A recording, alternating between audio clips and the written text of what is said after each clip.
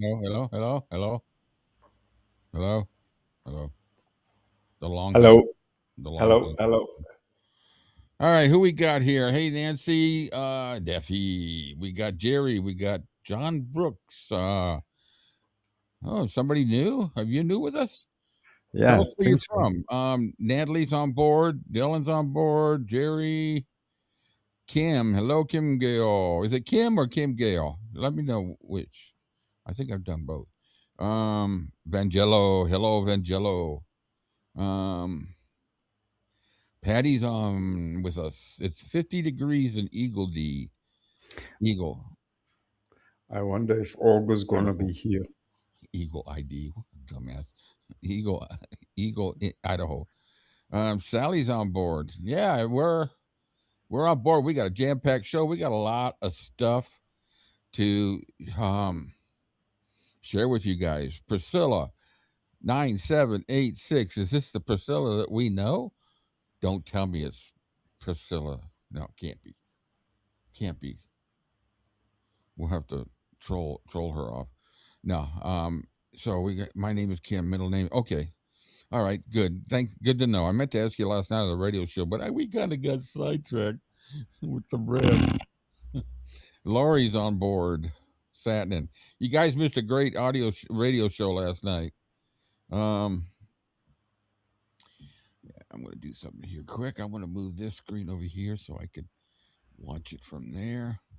And I'm going to do this, a little bit of housekeeping stuff. Yeah. I figured that wouldn't last long. So, Charlie's on board.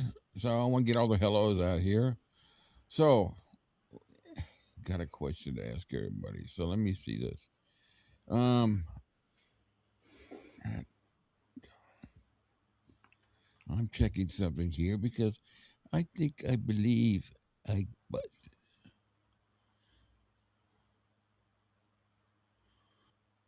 yeah, I thought so. As soon as I asked where John Brooks was from, he disappeared. It looks like he's not even in the chat. Or are you, John? Let me know.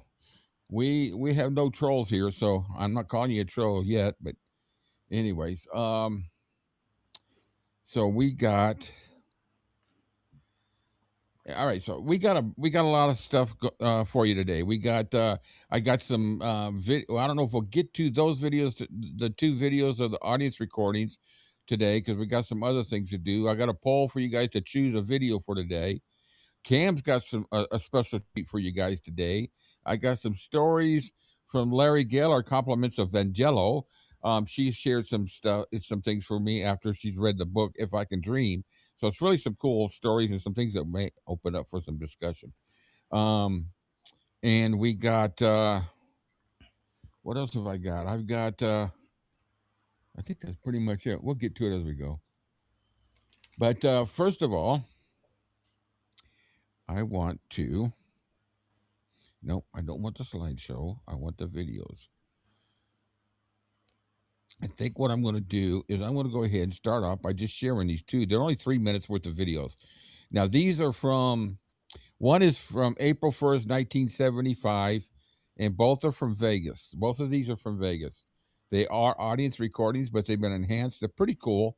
They black out, the lights go out for a little bit. It's probably because he's out of the view of the camera. But you guys really seem to enjoy the um, videos from last Sunday, so I thought I'd throw these in every now and then. What's that? Have you both seen the blue cobweb footage from '71? It's really cool. If you haven't, I don't know what blue cobweb is. Anybody know what blue cobweb is? Really old cobwebs? Uh, Blue cobwebs, maybe cobwebs. I don't know. I don't know what blue cobweb is. Um, with exception of some jumps. Who doesn't live a bit of Elvis on Valentine's? Yep, that is correct. Um, all right, so I thought you guys would enjoy that. That was a nice way to kick off the show. Now, the other thing I want to share is we know that Epic is going to be opening, I guess, officially the 18th. Is that correct? Yeah. So what I did is there's some really great pics that I somebody sent or posted somewhere. I don't know if it was on Facebook, but I did a slideshow of them. So we're gonna fly through these real quick. Really incredible freaking shots, and I know you've all seen them, but it doesn't hurt to see him again. Hey, Team Elvis, Nadja, Kim, Dolores. Hello, Dolores. Brent is in the house. Glad to see everybody here. Oh, Check it out. really clear shots. There's about 30 of these, so hang on to your giblets. What a great view. Mm. Now, if you were to, I can't point. I guess I can't point to it. I can't do it. I wish I could use my mouse to point. I'll show you where my seats were, but I can't. I mean, the clarity is just.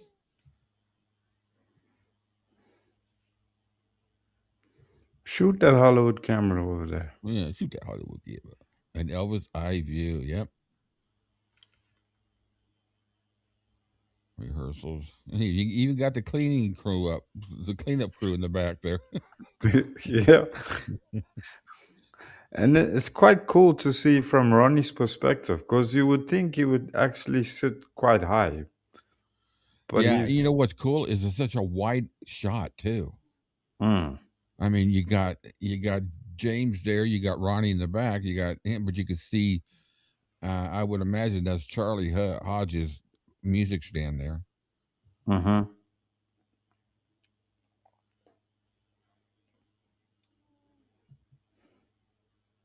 Look at that! What a great shot!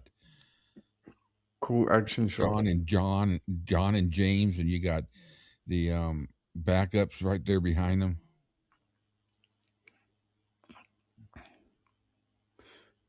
Yeah, Laurie, Rick was lucky enough to see him in Vegas a few times, actually.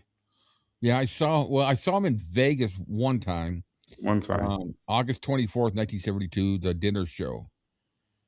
Great show. And then the second time I saw him was Los Angeles, May 11th, 74, the very first time he wore the peacock suit.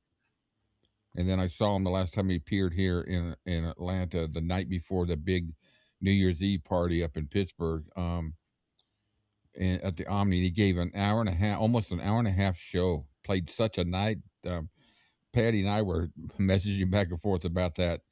And what's kind of cool is the new FTD release that they've just announced has, and I guess the first record. There's 3 different concerts they're bringing out. It's called The Last Concert, and it goes along the last tours. And the first one is the very last concert, and it's an audio enhanced audience recording.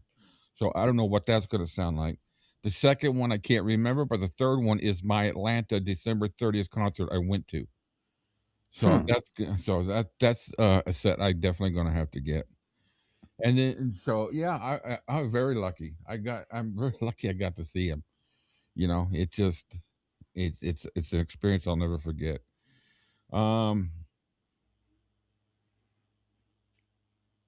It's just when he says, "Play the hell out of it," right after. Yeah.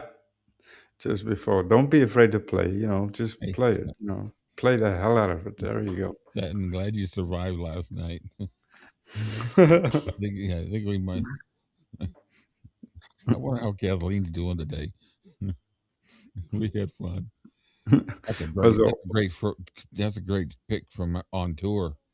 Mm. No, he did not wear the V-neck. It wasn't a V-neck. It was an Arabian, but it was just a cut down. It wasn't a V-neck. I don't think the Arabian was a V-neck, was it? I don't think so. Not like I may be wrong, but it was Arabian. It was the 74 Arabian, I think it was. Jesus, I mean, just look how clear. Hey, the lights are on. I can see you. Hello out there. Yeah.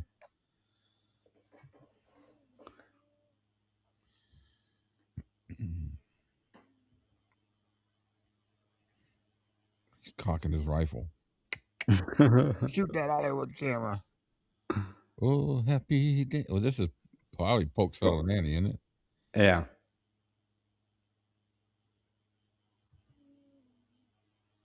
Great shot, huh? Mm-hmm. Yeah, I know he wore the Arabian. I was there, Dylan. Sorry to be a smartass.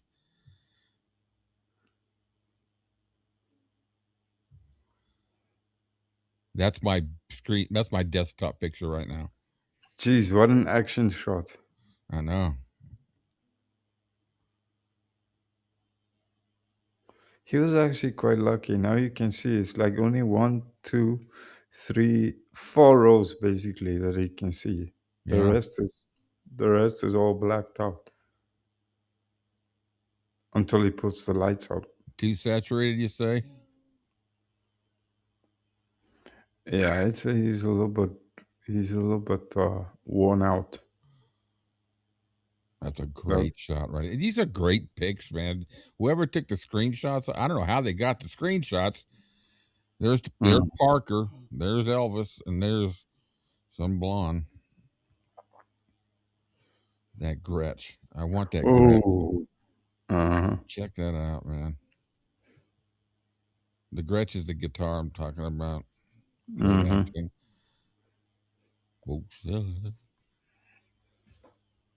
One thing I never knew but only found out, oh, what a shot. That's a beautiful shot. You just see him right over the top of the toms. Mm-hmm. I only found out recently, but I always wondered how his bracelet never got tangled up or broke off. And I read somewhere that before shows he used to put double-sided tape under it so that it would stay in place. Makes sense.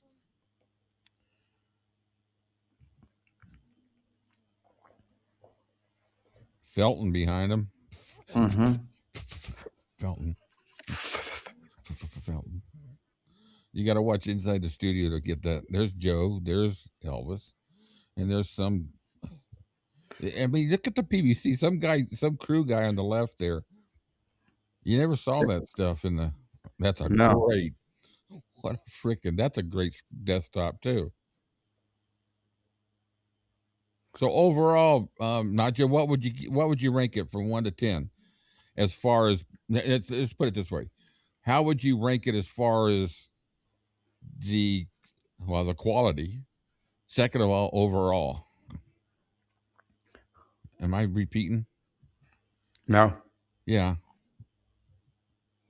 Yeah, it's gone back through. Oh, wait a minute. No, yeah, it's repeating. So that's great slides, huh? Mm-hmm. So how's that for a start off? Two audience recordings and some beautiful slides. What amazed me are the close-up shots and new camera angles. Yeah. Definitely 10 out of 10 for the 10. Clarity of shots. Fade out Felton.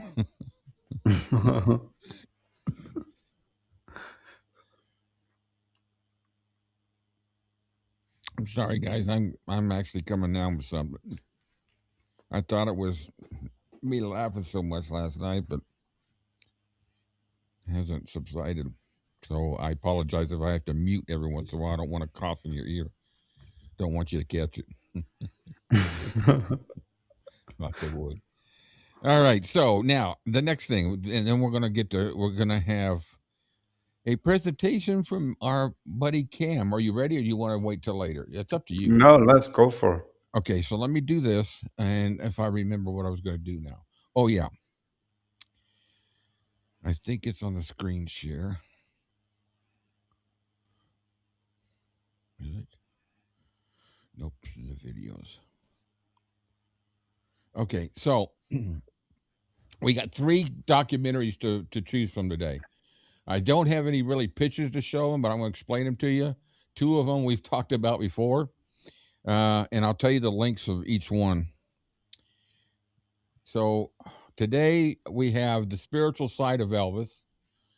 And what I've done is we've always had we've always had these videos from this one company that made these videos that were actually sued by EP for making these videos. And they the background irritating porno movie music that they would have in the background, it's all gone. I took out all that music, but also too, it eliminated some of the music of him playing, but they're not long clips. So when it comes to him performing, it'll be silent, so you can imagine, you know, or maybe Camera, I can sing the song to you as we go. Hey, Olga. So we got the spiritual side of Elvis. We got the interview with Ron Krauss. That's about 30 minutes, 40 minutes. The Orion picture is an hour and a half of our documentary. And the spiritual side, I believe, is 50 minutes, or about 50 minutes to an hour. I do want to get everything in we're doing today, so you guys could choose. I particularly like well, I'm not going to tell you what I like. I'm going to let you guys choose because that way I can blame you. No. So, to vote, you put pound A for spiritual, pound B for Ron Strauss, and pound C for Orion. Right. And just start voting. Go for it. And then we'll play it in a little bit. Ready? Where's the horse race? I don't have the horse race there. I'll tell you what. While you guys, I can't do that. Anybody voting? Oh yeah, we got some votes starting to come in. You got to hit pound C, Dylan, not just C. It's got to be pound C. Pound A. It did say pound, didn't I? Yeah. Yeah. I got spiritual sides hitting it. I'm going to place my vote.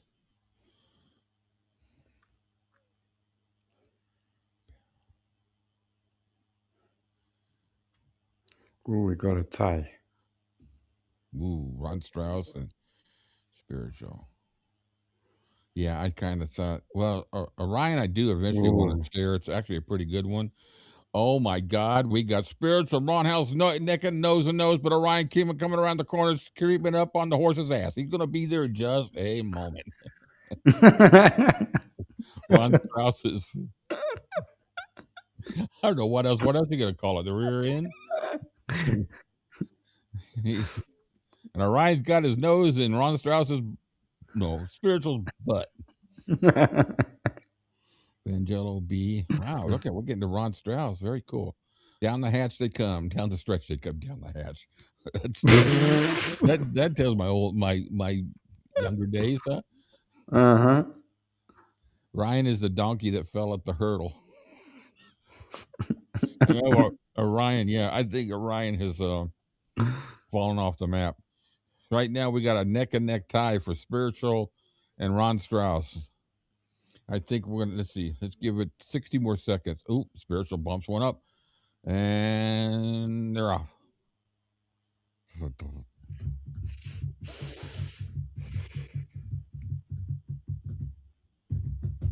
Down the hatches for Jack Daniels. I like it. We all think alike, except for you know what? I don't think I've had any Jack Daniels since the last time I was gigging. I'm not really big on Jack Daniels or whiskey. My preference is I like red wine, though I hardly ever drink it, and peppermint schnapps. But I used to be a Long Island tea drinker. Oh my God! That stuff you gotta handle with respect. So I see Nadja's now. She said 9 out of 10. Where are we at? All right, guys. 15 seconds. 14, 13, 12, 11, 10, 9, 8, 7, 6, 5, 4, 3, 5, 4, 3, 2, 1. And it looks like we have a winner by a nose hair, by a horse hair. Spiritual is that'll kill you, Rick. That's iced tea. Well, it nearly came close to it one night near my sister-in-law's rehearsal dinner. When my wife told her that my favorite drink when I was out gigging and her and I going out every once in a while was I would have a Long Island tea, I'd shoot it down through a straw, and I'd have a Coors Light right behind it. But you know what? Wow. I did that, and I didn't have to have anything else the rest of the night. I was done.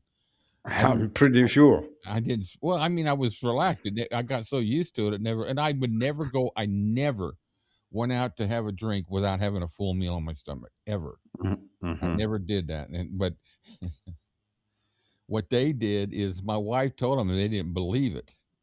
And I said, "Sure, Probably. bring me around." Because Lori told her, said he's gone through with 3 rounds like in the night, and he's been not okay to drive, but he hasn't been like shit faced or anything like that. And so she told him, you know what they did? They double Mhm. shot the liquor in the bottle. Oh, Didn't even blind. tell me. Blind. I just all I know is between the rehearsal party and my mother-in-law's home, somebody's yard got vomit all in it. All right, so it's spiritual, the spiritual side of Elvis, and that's the last time I have had any real, and it didn't turn me off of it. It just that's the last time I really had anything to drink other than just a shot now and then when I was gigging. But what happened then is I always told the bartenders, don't put liquor in it, don't put it on their tab. Just tell them, make them think they've bought me a shot, and because I don't like gigging and not being full of my senses.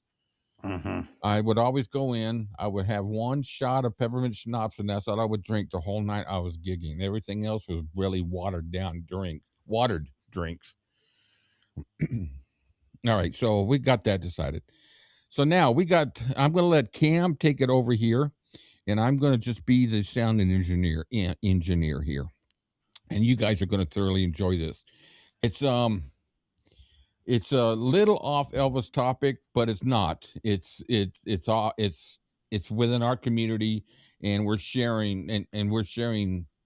Cam is sharing something special with you, and it's all yours right now. And I'll shut up. I'm going to mute my mic, and you're just going to tell me when to. No, this is just a little side project that I decided to start working on recently. Um, Something that's been in the pipeline for about 25 odd years, I guess, but never really had the opportunity or the drive or inspiration to really get behind it. And recently, with Jocks passing away, I realized that life is too short. And after all, a person is here on this planet to have fun. Uh, so it started out as something that I specifically wanted to do for him because the two of us had spoken about collaborating together, and we never really got around to it. And as I kept moving through the process, I realized that I had found a little bit more inspiration to carry on with it, and decided to work with what I had at the moment. So yeah, it took me some time finding the software to help me out to do it, but this is, as of now, what I've come up with, and majority of them will probably stay the same. But yeah, I'm not going to say any more.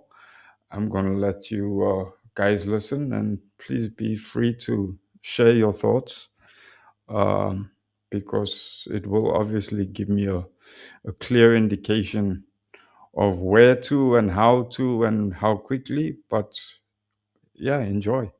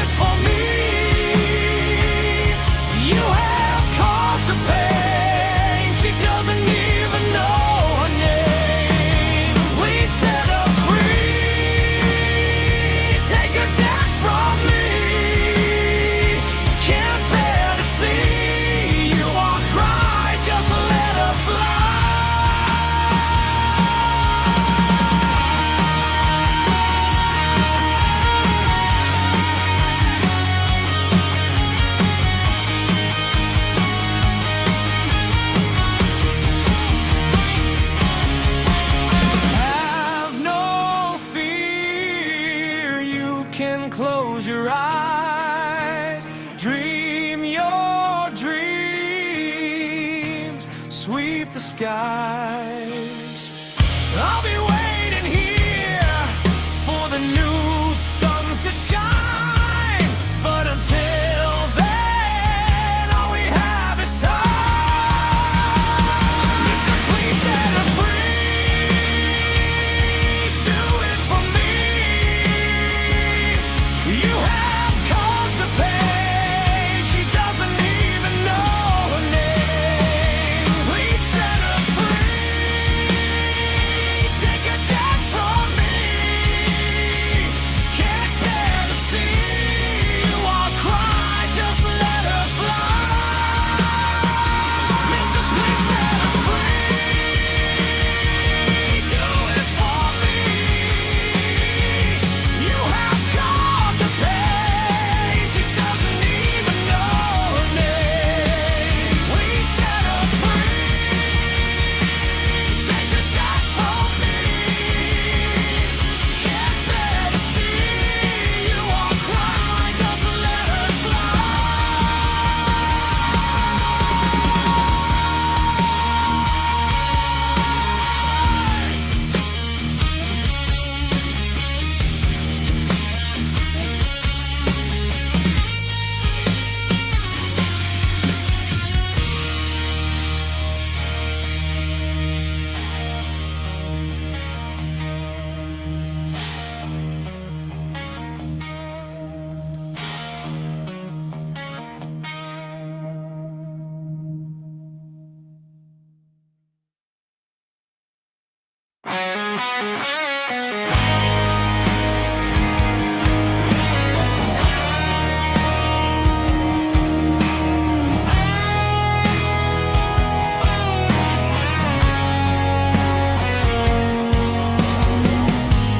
What would you say if I called on the phone? Would you wanna hear my voice, or would you wanna be alone? Do you have on a smile, or do you silently cry? Do you know what went wrong? Do you ask yourself why?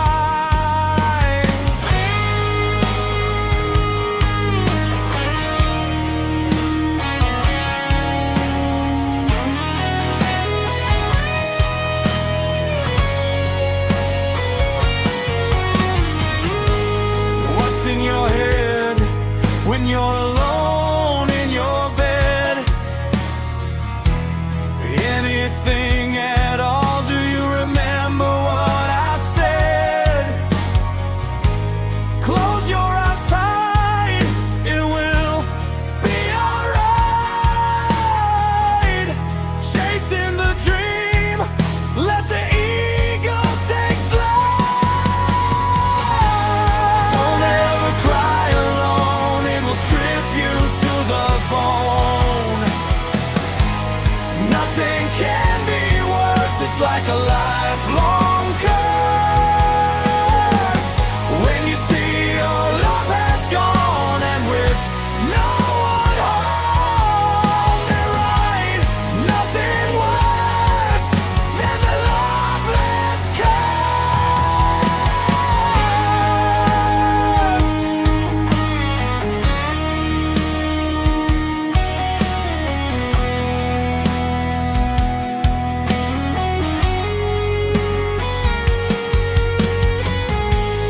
What would you say if I said I weren't okay? Would you come and hold me tight till the morning light? Do you go out and play? What do you hide away? Do you hear anything at all when you hear me say, don't cry alone, my soul has a new home. I know that it's true, it's somewhere inside you.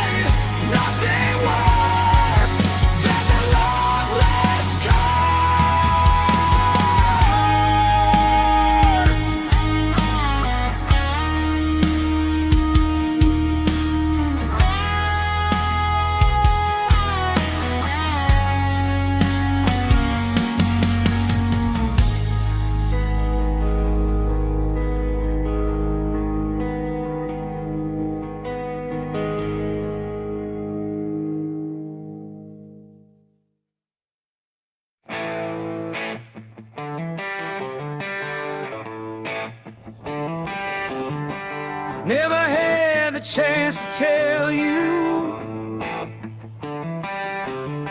If I'd known you were leaving that day, we would have stayed on the line. I would have picked up the call, the fucking last call. But I'll say it now, it's too late. Too late now, I was gonna tell you.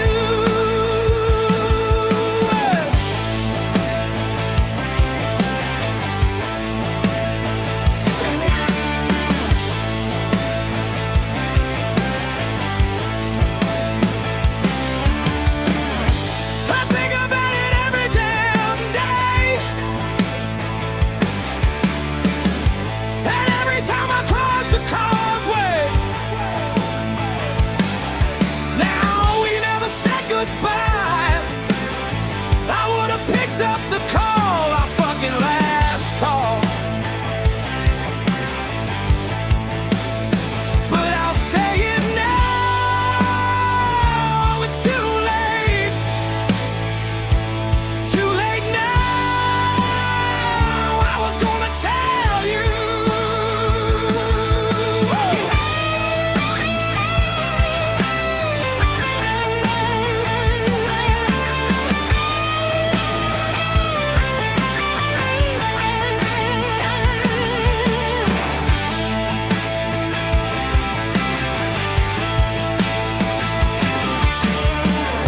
I think about it every damn day,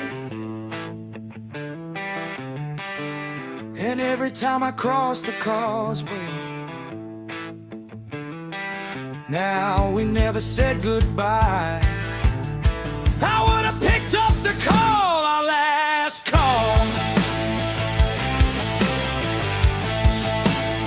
But I'll say it now, it's too late. Is it ever too late?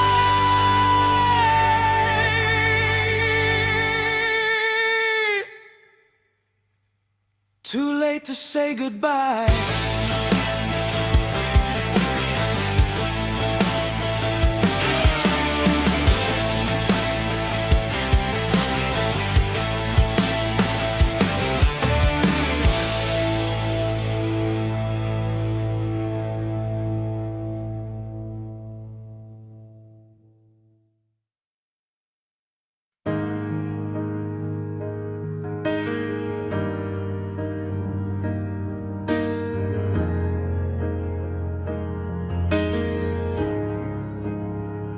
Put a bullet through my brain, it would still all the pain. I see you in the trees, I feel you in the breeze. What have I done? Is this true? And then I wake up, I fucked up with you. I've ripped out my heart, I don't know why. Like a bird with broken wings, we can't fly. I don't wanna go without you. When I see myself, I say you were nothing but a fool for you. A fool for losing you.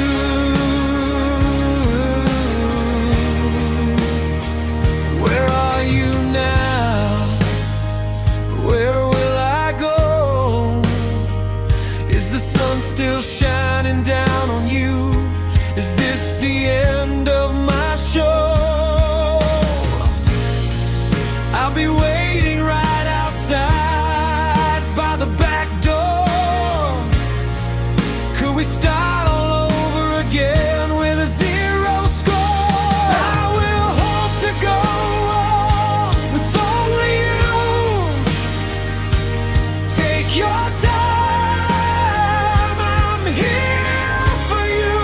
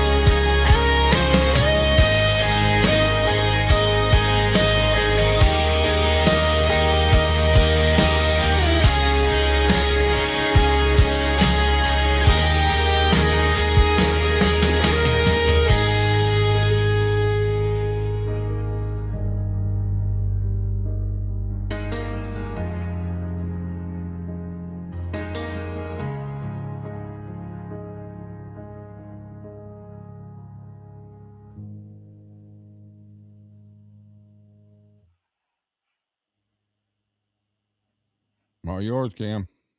And that's my story, and I'm sticking to it.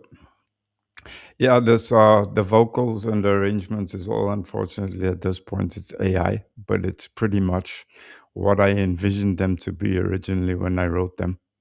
Um, and yeah, I'm gonna start looking into the process of getting them registered and on my name. And I have one more song to do. Then I have 5 songs, which is a standard industry-sized EP.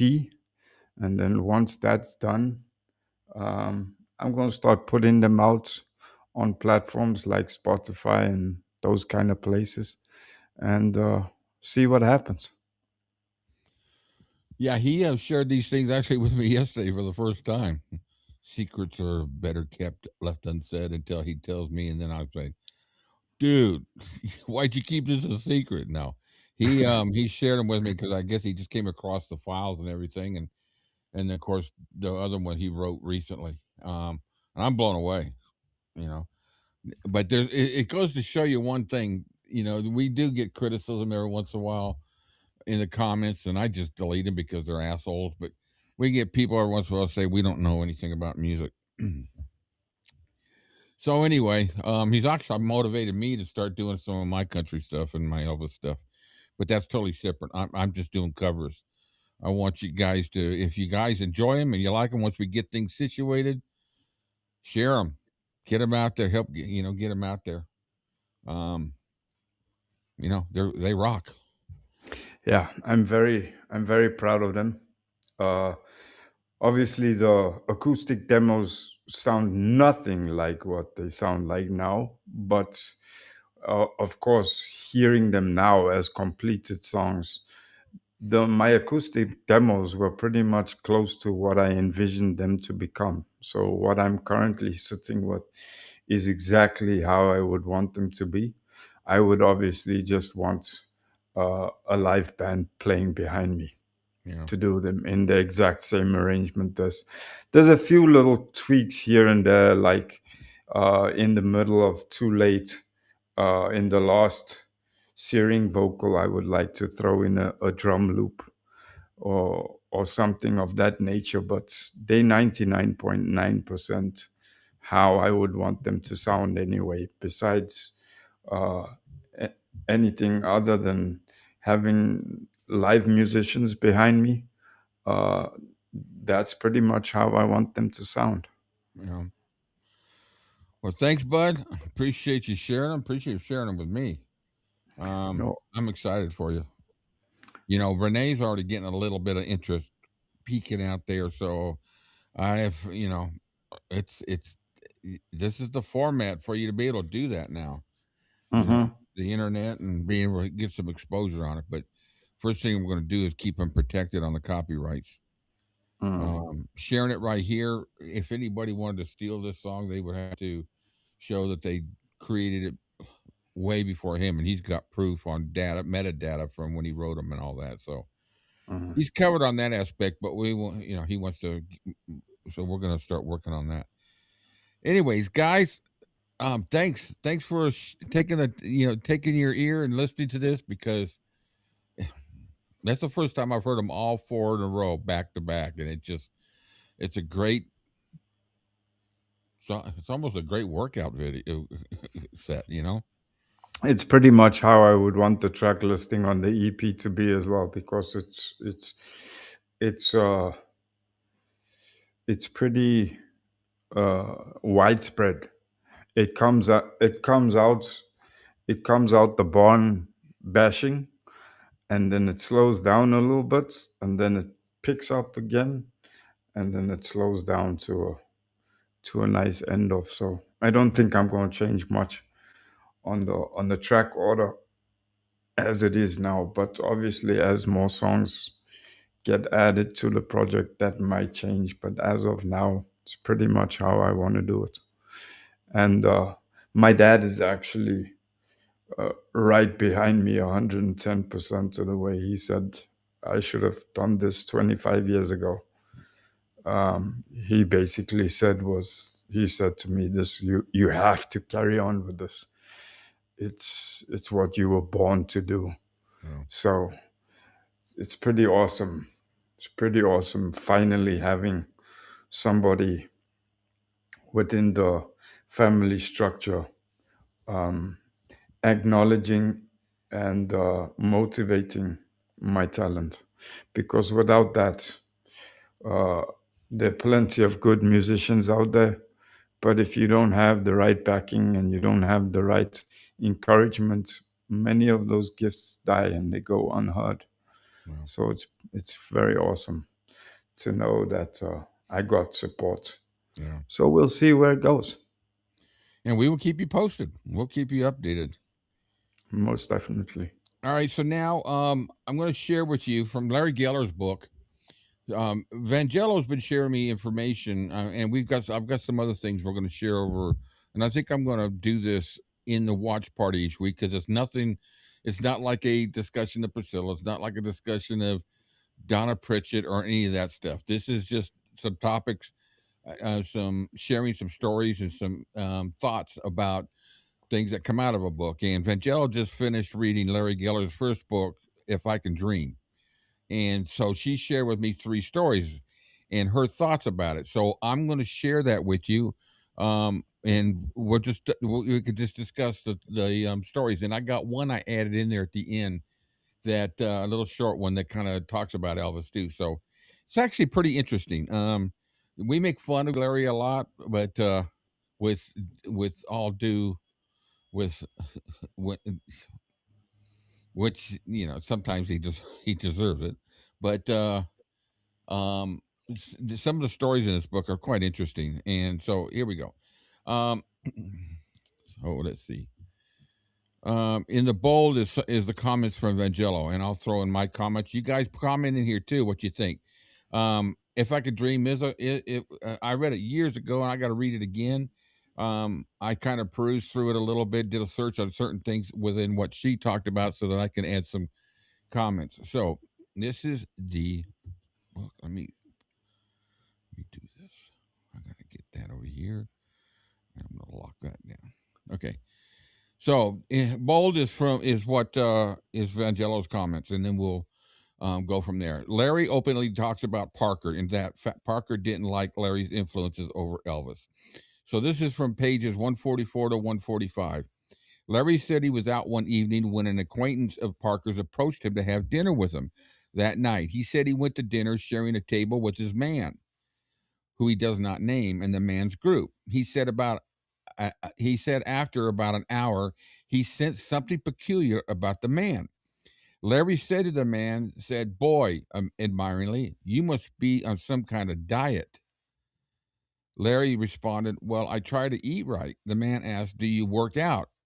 Larry responded, "Not too much, a little bit." Larry said the man was staring at him like a piece of beef on a rack. Staring at Larry. Larry then said, the man said, "Boy, I bet you look good in swimming trunks." Uh-oh. Here comes Larry's spiritual side. Larry goes on to say, as a hairstylist in Hollywood, which they have a stereotype, don't they? In Hollywood, he knew about homosexuality but had never been approached by a man. Larry writes, "I didn't quite grasp what Parker's friend was driving at until I felt his hand pressing my upper thigh." Uh-oh. Yeah, Vangela says there's so much. I got to try to keep an eye in the comments because I'm sure she's gonna share comments. So let me catch up here. Yeah, she says there's so much to unpack in this book, as all books about Elvis. Good stories, questionable stories, and matter-of-fact stories. Yeah. Larry claims that he freaked out, and the guy made a joke about him being muscular, and then the guy said, "We're going." I can't. Every time I read something like this, I think of Parker standing in line for the physical behind a row of naked men. "Perhaps you'll all join us," he purred. I love the language in this. Larry actually writes that the guy purred. Larry said no to the invite. Larry says he went home and was going over what happened, and he concludes that this guy had been sent to check me out. Could the colonel have put him up to this? Of course. Why? Then Larry said he kept hearing the Colonel barking. What the hell are Elvis and Larry doing in the bathroom all the time? Larry thinks that the Colonel was eliminating at least one possibility. I have my thoughts. Yeah. I have my thoughts on that. Yeah. Not just that Larry was quite good looking. If it's quotes, it's directly from the book. Okay, so everything else is pretty much like paraphrased or written in your words, and then if it's in quotes, okay, perfect. Thanks. I'm glad you told me that. Anyone see my comments? They aren't coming up on Rick's screen. Huh? Oh yeah. Is that?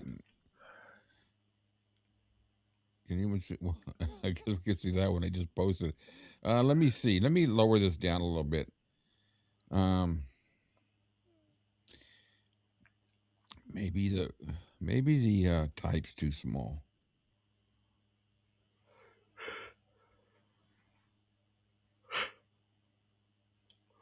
Chat box right there. So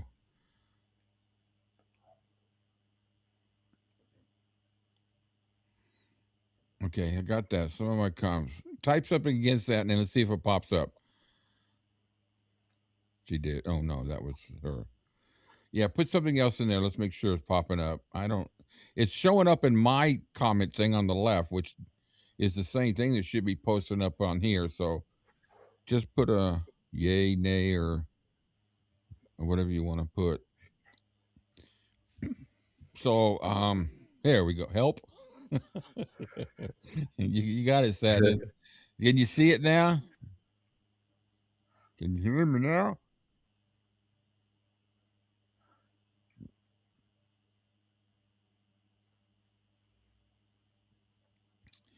I see them. I testing 1, 2, 3. You guys are hilarious, man. You guys make me laugh. Okay, Larry knew the Colonel didn't like him, and he says in his book the Colonel was too smart to demand he be gone. In other words, the Colonel was too nice at times, getting him close, but letting him know he didn't like him. All right, pages 146 through 148. I guess will pertain to that comment from Vangello. So Larry said the Colonel showed contempt for Elvis's religious kick, and the guys were. You know what? Let me stop here for a second. Let me go back to that last bit. You remember the story we were reading? I can't remember which book of all the books we've been frickin' reading about the the guy, that dermatologist over in Germany. Yeah. Elvis chased him out of the room, said the guy was queer. The guy come in there and started doing. Can you imagine this guy coming in? And Elvis is just expecting some work done for dermatology or whatever. Next thing you know, here comes Elvis running out of the room and get this guy out of here. That should kind of prove some of the lies out there. Mm-hmm. I can see clearly now. Yeah, Johnny Nash. Okay, so Larry said the Colonel showed contempt for Elvis's religious kick, and the guys were always reporting back to Parker. But that Parker, those guys hated Geller, didn't they? Mm-hmm. I think they just I don't know. Was he even close to anyone else other than Elvis? And the guys, not really. I don't think so. And the guys were always reporting back to Parker, but that Parker, the guy who made it past at Elvis, also in a scene from a movie where they carried Elvis, a guy was groping him. Oh my God. Well, that's just, I guess Elvis was just a flash dresser. That's all. Poor Elvis. He got it from both sides, from the men and the women. But it's just he had to have been furious when I think Jerry and Charlie were okay with Larry. Yeah, I can picture that. They seem to be the not the hot-headed ones, Red and Sunny. Well, yeah. I mean, really, what would Larry have to say to complain about Jerry and Charlie back in those days, anyways? Mm-hmm. They were. Everyone else was just. Or what would he have to report to Parker about? and the guys were always reporting back to Parker, but that Parker continued courting me all the time. He said Parker was always inviting him to bring his family to Palm Springs and spend time with him and his wife.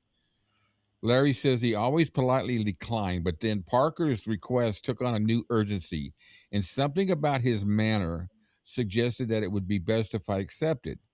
He said Parker announced, Larry, I want you at my house this Sunday. It was an order. He said he and his wife, Stevie, and kids drove.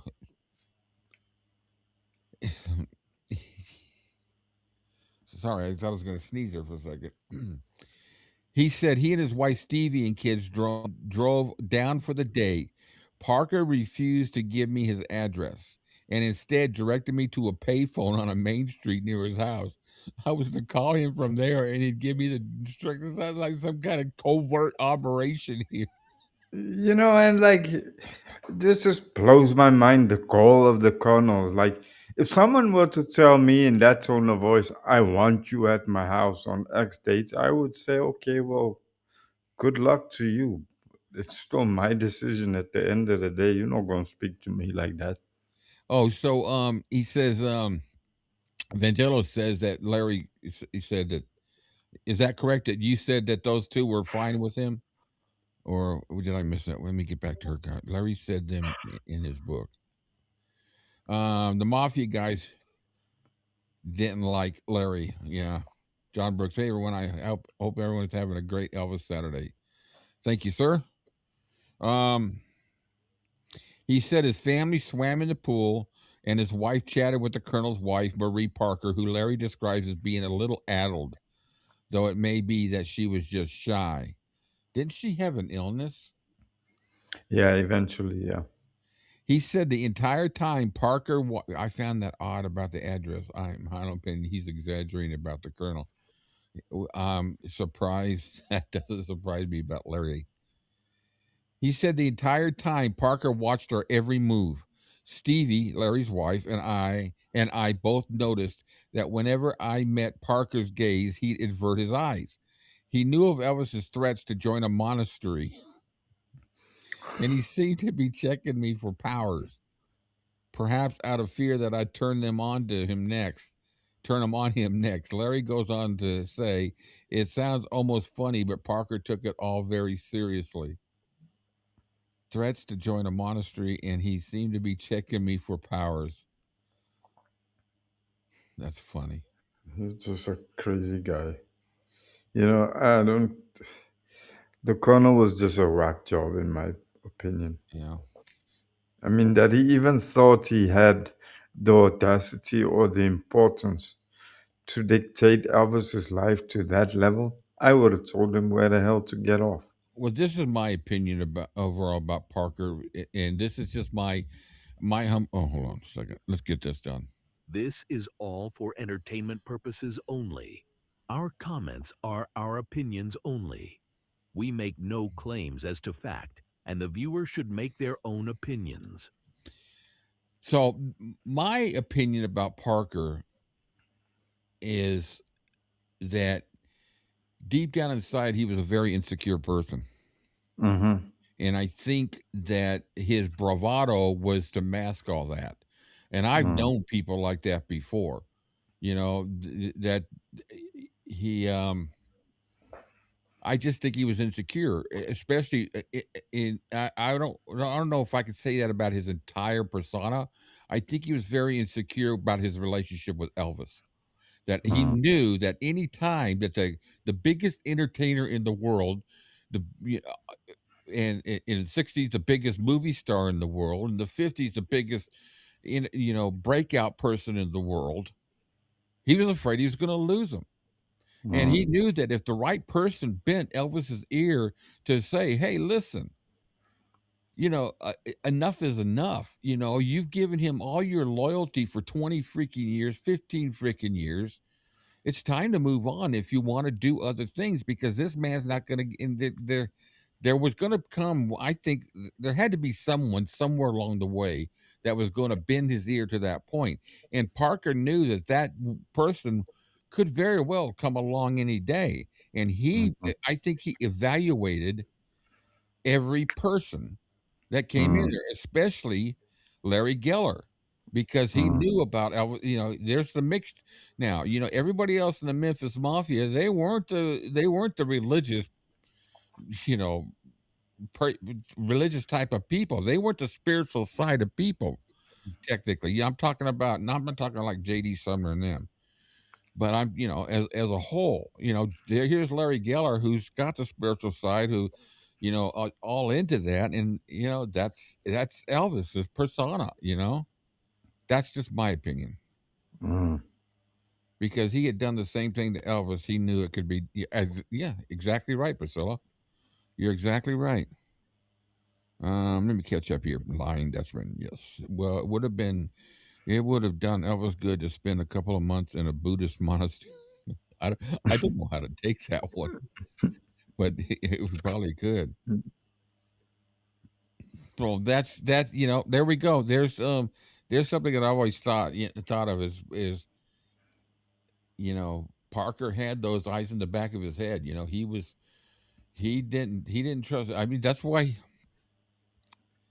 That's why he wanted Scotty and Bill gone. Because he yeah, in my opinion, here somebody made a comment the other day, and I'm going to express my opinion on this. Somebody made a comment on one of our chats, I think on the radio show or something, about how they wished Scotty and Bill had got, of course, Bill died in the '60s, but how wish Elvis had carried them with him all the way through, all the way to Vegas and all that. Well, two things here. Scotty did do a lot of studio work for Elvis during the '60s, and then he, of course, appeared the last time. I think it's the last time he ever actually was in the same room with Elvis was the '68 special. Yeah. I don't think they ever got together again. Now, I don't even know if he went to the concert in Memphis in '74, but here's coming from a perspective of a musician, and not because of the loyalty and the friendship and they all began. Scotty and Bill, if Bill had even lived, or DJ too, let's throw DJ in it too. I forgot about that. They weren't the caliber that the band Elvis had. No. They were studio musicians.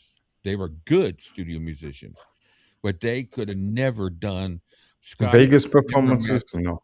Yeah, huh? Vegas performances? No. Yeah, Scotty couldn't have done what James did. GJ could have never done what Ronnie did, and Bill Black could have never done what Bill Schiff did. But the thing about Bill Black was he couldn't play an electric bass. Mm. He couldn't do it in baby. He couldn't get the intro down in "Baby I'm So Square," "Baby You're So Square." So Mm-hmm. Elvis played it. Elvis got it down. And he Mm. played the bass in that song. So that's just my opinion, and that's coming from a musician side, and taking a look at how they were. Scotty, I think, is a huge part and one of the biggest parts of Elvis's life, because without Scotty and Black, there would have been no Elvis. No. Because Elvis would have been banging on that guitar all day long in his room, because it wasn't until he started banging there after playing ballads, and all of a sudden, it's one thing if Elvis had just been playing on the guitar and done nothing, but all of a sudden, Sam's sitting there in that studio, and all of a sudden he hears "Boom, boom" by Bill Black, and then Scotty playing that guitar, and with a little bit of a reverb, it was over. But I digress. That's just my opinion. Mm. I don't know where the hell I was at, but talking about Colonel Parker being insecure. That's just what I feel. Let me catch up. Let me make sure some comments here. Well, I would have done. That was good. Yeah. Wow, I'm way behind. Sorry, guys. I need that. I read that the Colonel refused Steve Bender a meetup with Elvis. Yep, something like he didn't relay that Steve wanted to see him. Yeah, I've read that before too. Not monastery, meditation, healthy food relaxes the brain and body. He could have found his inner balance and strength. I bet firing Colonel would have been the first thing after. That was in later years. The Colonel refused to let Steve get close to Elvis. Yeah, because Steve would have been a great Well, he wouldn't have been a manager, but he would have been a great producer for some stuff for Elvis. He was already at that point, and I think the Colonel knew it because had Steve had another 3 or 4 months with Elvis, he definitely would have. He would have. Mm-hmm. He would have sacked him, and I think the Colonel knew it. Hello, Elvis Unchained. 14-year-old Elvis fan back again. Well, welcome back. You're always welcome. Thank you for joining us. All right, so next one. So, Rick, in the book, Larry talks about the Colonel and powers. So Larry says at around 3:30, the Colonel said, Larry, let me get my mouse over there yet? Larry, let's go in the house. They went into the den, and he sat there while Parker was on the phone. Larry can't remember if the call came in or Parker called out. He said that Parker stood about 15 feet from me and replied to whoever he was talking with by answering yes or no. There was no way to know the conversation, but then Larry says, before too long, it was obvious that the subject was me. A couple of times he looked at me as he spoke, making eye contact and obviously trying to hold me with his gaze. That's called intimidating, trying to intimidate. Larry said Parker was saying to the person on the phone, hell, yeah. No, he didn't say hell yeah, I'm sorry. Yeah, right now. Yeah, well, yeah, he's here. Then Parker hung up the phone and took them all out for ice cream. Larry writes that he kept thinking about Parker saying, yeah, he's here. Vangelo, this part is weird. First, Parker is averting his eyes, then staring him down. Yeah, it's crazy. Larry and his family went home, and when he got home, he sensed that something was different, out of place. Larry writes, the back door was open. The back door swung. Where are they at? I'm just kind of curious. Where are they at? If you remember, they're at Parker's house, right? Yeah, that's right. They were at Parker's house, I think. Yeah, they had Parker's He's house. on their phone, so it has to be Parker's place. Yeah. Okay, where am I? Yeah, right. Yeah, well, yeah, okay. Larry writes that he kept thinking about Parker saying, yeah, he's here. Larry and his family went home, and when he got home, he sensed that something was different, out of place. Larry writes, the back door was open. The back door swung in the wind, and as I stepped inside, I heard the sickening sound of a small bird smashing its head against a window pane, trying to escape. 2 large garbage cans had been upended, and trash was strewn through the house, along with human urine and feces. This is his house. Good Lord. Larry writes that he initially saw a thief had broken in, but when he looked around, portable valuables were still there.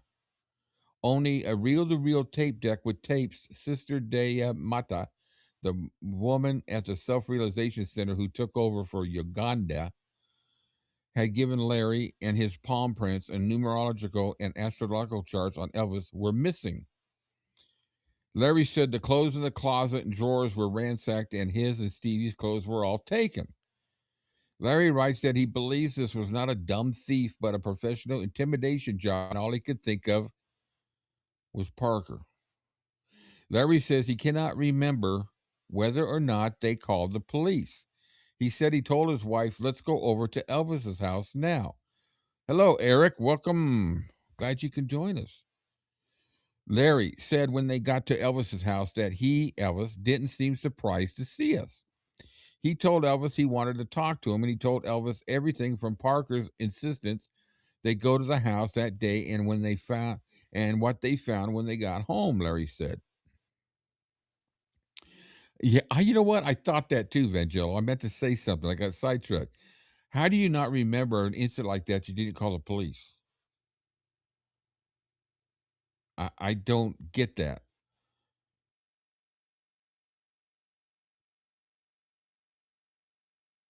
I need to screenshot that next time it does that to me.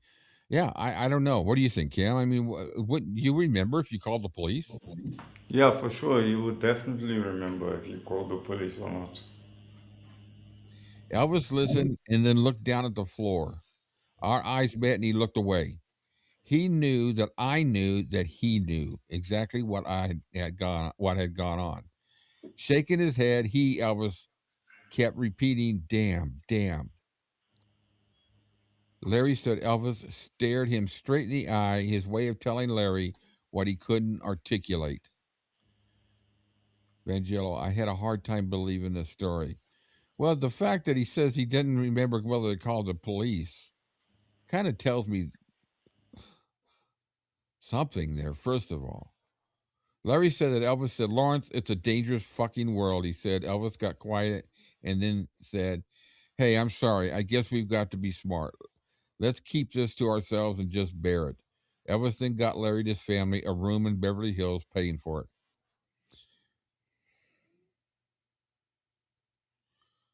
Yeah, I mean, that's a good point, Vangello. I don't believe can anybody believe that Elvis would know about this and not flip out about it? What power would the Colonel have over Elvis to make him not say anything? I mean, I know there's so many things that said out there about that relationship that, and I don't like bringing them up, saying them, but I'm going to say them anyways. And I say these not because I believe them, but people make claims that Parker had something on Vernon, or he had something on Elvis, or whatever that would destroy his career completely. Don't know. I don't know. I don't think the Colonel would make it that obvious. It's a strange story, though. I do know that Larry has a tendency to expand upon the facts. No, Or but dramatic, I should say. I tend to agree with you in the sense that the only way the Colonel could have had that kind of hold over Elvis was if he knew something that could destroy Elvis had it come out. That's the only way. Yeah, Roger, I don't know for sure. I don't want to say things because, I some of the comments that come up that he had something on Vernon, and it has something to do with the prison sentence or prison time or whatever. It's not like, when did that really come out? Was that really out at that time? Was it common knowledge? I guess it was, wasn't it? I never remember hearing about it till after Elvis passed, because I really wasn't into that much. But I think, well, actually, you know what? I know it was out when Elvis was alive because I read the book by Jerry Hopkins, Elvis, and I think it's mentioned in there. I'm pretty sure it's mentioned in there. Yeah, they all expand upon the facts. Everybody expands upon the facts. You know what? That kind of sidetracks me here for a second. It's talking about stories and telling these stories and facts and all that. Y'all saw my thing that I posted the other day, what Patsy Presley had to say. But here's a question I'm going to ask you guys, and you can just answer it. I'm not going to go any further. Who else, other than one person that has a YouTube channel, backs Donna Pritchett in all she has to say or what she's doing? Who she have as a supporter, or supports the facts about what she tells of her experience with Elvis? I don't think anybody that says, yeah, she was there all the time. The only people that say that are people that weren't there. Anyways, that's just food for thought. I thought about that the other day, and it's just like, something's wrong with that picture. Let me catch up with some comments here. They all expand the fact. Tracy, realistically, I'm sure there were some skeletons in the closet. I believe so too. Especially their wilder days partying in Vegas. Yeah. Yeah, you don't know what could have. I don't know. I'm just thinking crazy. People in Tupelo knew about the prison, but without the internet, it wouldn't travel as fast. Plus, people would have understood the desperation of post-depression poverty. Plus what he did. I mean, my God, it. I mean, seriously, yeah, drunk driving's worse than that. Than what he did. He did something to feed his family. The Colonel never would have ruined Elvis's reputation because that would hurt him. That's a great point. That's a great point. It would have ended his money machine. She doesn't have to have been there all the time to talk about Elvis. She does a good job. We have difference in opinions on that person. All right, so let me continue with the book. So much fraud that comes out of her.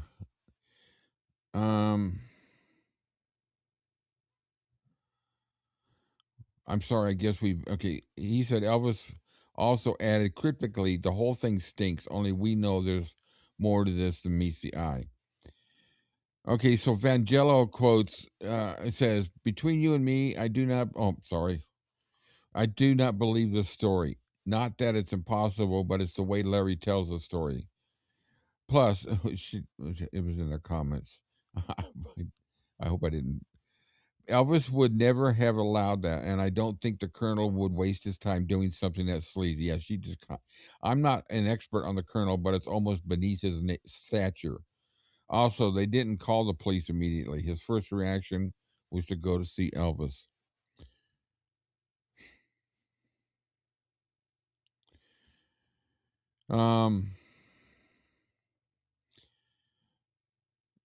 Yeah, I mean, I don't criticize anybody for, I don't criticize people for their opinions or what they do or what they watch. I don't. The only people I criticize are the people who attack me, and that doesn't happen here. So I respect you. I respect everything about that with you, Naja. You have a right to the opinion, and you share it. You share it properly. Let's see. In the 60s and 70s, Vernon having a rap sheet wouldn't have been so bad, whereas stories of double-sided mirrors and parties would have ruined his squeaky clean image Parker always promoted. Bluebell. Hello, Bluebell. I guess Elvis might have had some secret children and Parker helped covered it up. Well, if that was true, it would be out there now. Don't you think? If this was something that Parker was keeping holding over his head, and this is just being a devil's advocate, in the 60s and 70s, that could have been very well hidden, and Parker could have been paying people off. But in this day and age, with DNA and everything else, it would be very difficult to confirm somebody being Elvis's child without a DNA check. And so I think that would have been exposed by now. I mean, that's just my opinion. That would have definitely been out by now. Yeah. And you got these people out there suing and all that, but the DNA checks, from what I know, don't, whatever they've done, if they've done any, I've never heard of anybody being verified as a child of Elvis's. No. Not that I know of, unless somebody knows something. Beneath his stature, in that he would be smarter and not so obvious. Yes. I don't think any of those Memphis boys left much to the imagination with their books, so I doubt they're much. Very true. Very true. That's a good point, Patty. Thanks. And Eric agrees with me. Very cool. Thanks, Eric. Finally, somebody agreed with me. I'm just kidding. Or maybe the girls just aborted his children. I'm thinking about the very beginning of Elvis's career in the 50s. But once again, I still think that would have come out by now. Somewhere along the line. That would have been a pretty good payday to keep them shut if that. And you know what? The thing about paydays for paying people off, it never ends. Mm-hmm. I don't care. There's no such thing as a one-time payoff to an extortionist. No. None. It continues and it continues. And there's nothing you can do if you want to keep it buried. The best thing you can do is say, you know what? Hold a news conference and say, listen, this is during a period of time, and whatever. But those are good points. Nothing wrong with those are great points, great suggestions. I mean, there's so many different things that he could have held over his head, but I want to believe that the reason why is Elvis was one of those type of people that had, once he puts his loyalty to somebody, he's a loyal person. Yeah, I mean, we kind of see that with Sonny Red and Dave with the book. Yeah. And he's Elvis was very aware that his fame was all due to Parker from the 50s. There's nobody else would have. He needed a Carney to make him famous. I hate to say that. Somebody might disagree with that, but Parker knew how to sell a product. I mean, think about something. The people, he even made money off the people who did not like Elvis by selling them "I Hate Elvis" buttons. I mean, Yeah. come on. He knew the market. He was out there. He just knew how to sell it. And then when it got time, it got to a point where it was above his head.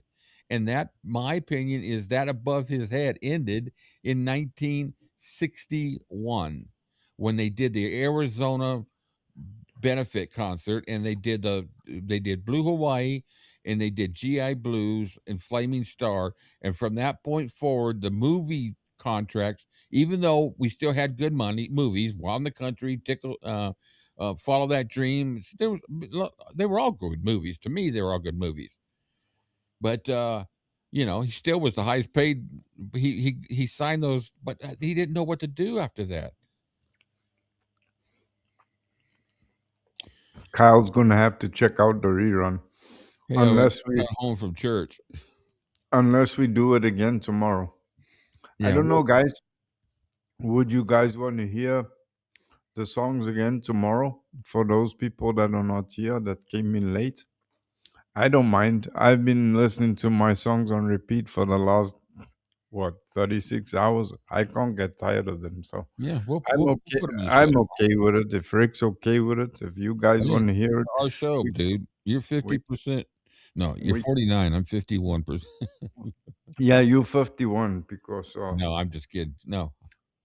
no, if you guys are happy with that, then we can do it tomorrow again for the guys that missed it or the guys that are not here. Oh no, Kyle. No, we'll okay there, I guess. All right. So I do not believe the story. Okay. Yeah. The deal about not calling the police. I would remember calling the police. Come on. It's not like, oh, wait, did I lock the front door when I came in? It's not that type of deal. It's the type of deal when you walk over, you go to the phone, you dial a 7-digit number, because back then they didn't have 911.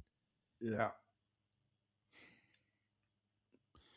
The famed salt tablets. This is pages 116 through 117. So this is see my text. Oh, okay. Hold on a second, guys. She's got a comment for me. Hope I'm not in trouble. No.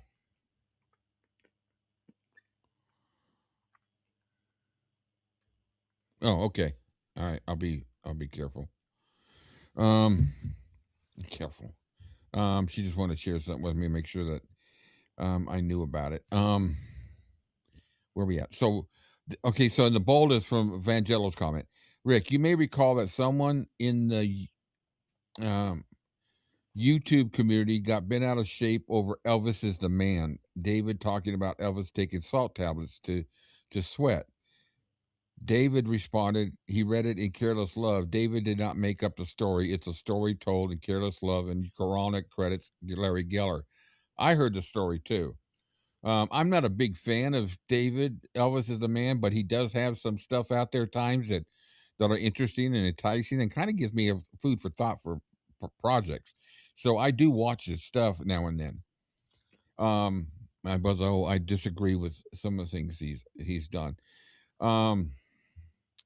So Larry tells the story that Elvis and a bunch of them, including Priscilla and Steve, excuse me, you know what? Before I go into the story, let me Catch up on comments. Daffy, but didn't know Elvis about the colonel being illegal. But didn't Elvis know about? I think Elvis knew towards the end. I think He did somewhere know. along the line he did, because I did. I've read a story where the colonel introduced Elvis to his brother while he was visiting in L.A.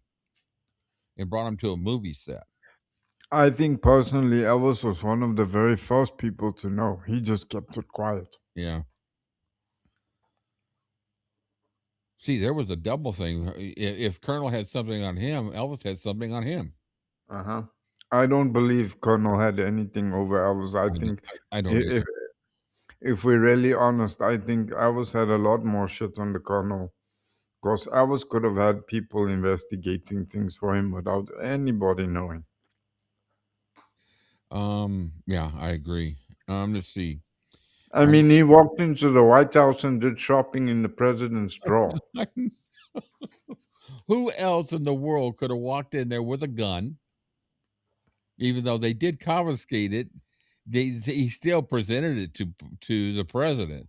He walked in with a gun with not, the bullets. I don't think were in the gun, but they were in the display case. And then he goes, it's hilarious. He starts going through the president's drawers. Oh, Yeah. hey, they got wise too. That's again. I don't think EPA is giving DNA. No, I don't think so either. Now that's a different story. That's a different day and a different story. I agree, Rick. Thanks, Charlie. Rick, check your phone quick. Oh, here we go. Gotta go. Oh, did she? Was that the same one? Oh, that's the same comment. Sorry, never mind. Yeah. Elvis was too cool for the president. Well, there's one thing about Richard Nixon, and it was not anything cool. And he spoke very highly of Elvis even after his presidency Oh ended. yeah, yeah. But as far as I'm just talking about his persona, there was Mhm. nothing cool about him. But yeah, he did. He spoke highly of Elvis. He actually You, said yeah, in go an ahead. interview years after, somebody asked him straight up, and he said no. He had a lot of respect for Elvis and for what he was trying to achieve. Yeah, I put a short out about that with Nixon talking about that. It's really good. Check it out. Check out Elvis-A-Z.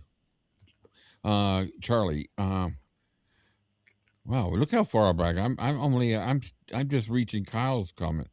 Hello everyone. Just got Oh home. yeah, that's the thing that Tracy remind me of now. I What's that? forgot about that. Elvis couldn't keep a secret worth a damn. Yeah. So if he had known something, well, maybe somebody did know. Because we all know, I mean, how many years was Beecher Smith his lawyer? Over 12 years? Yeah, a long time. Charlie, Rick, I agree. He knew how to market him, and not many, if any, could do what he did for Elvis at the start of the career. And you know what? You know what proves that correct is because not to the extent, but he made Eddie Arnold very rich. He knew how to market Eddie Arnold, and he made Eddie Arnold a lot of money till he ripped him off. Yeah, I'll give him that much. I think the Colonel had the know-how to make a pack of salty cracks famous if he Yeah, really well, that's tried. what I mean. I think that time period it wouldn't work today in this market, but back then, No. he made. You think about it. Elvis never did an on TV interview ever. He was. I'm talking about like on Johnny the Tonight Show or any of these Oh, talk no. shows. I'm talking Mm-mm. about he never went to a talk show and did an interview. I'm sure he was invited many, many times. He would do interviews like with Dick Clark and with Wink Martindale, or I don't think he ever did an interview with Dick Clark. Maybe he did, but but In the he kept him wanting him. He didn't saturate Elvis with the public appearance and the that type of market. And Mhm. same thing with the shows. Elvis knew from very beginning that you leave that stage with them wanting more. You don't give a 3-hour show and walk off and them going home like, oh man, God, I don't want to go through that again type of deal. I went and saw Springsteen one time. And I was in the Born in the USA concert tour, and I went and saw him, and he was out there he took a break, but he was out there for 4 hours. Now, I like Springsteen back in those days, but not for 4 hours singing my ass on a piece of plastic chair and listening to him. It was just, I was ready to go. And I tell you what, I couldn't hear for 4 days. Yeah, he still does. He still does. Yeah. But His shows were, but okay, kudos to him. But yeah, I don't know if I would be able to. I'm a big Springsteen fan. yeah, well, the thing is like But I don't know if I would be able to listen to him for if three and a Elvis half came in hours. 4 hours. concert here and did 3 shows, by the time the first shows, well, it's Elvis, but if Springsteen came here and did 3 shows for 4 hours each, I would only buy 1 ticket because I don't think I could deal 12 hours of them. No. And loud. By the third concert, I'd have to have it done to me in sign language, which I could read, so wouldn't like it.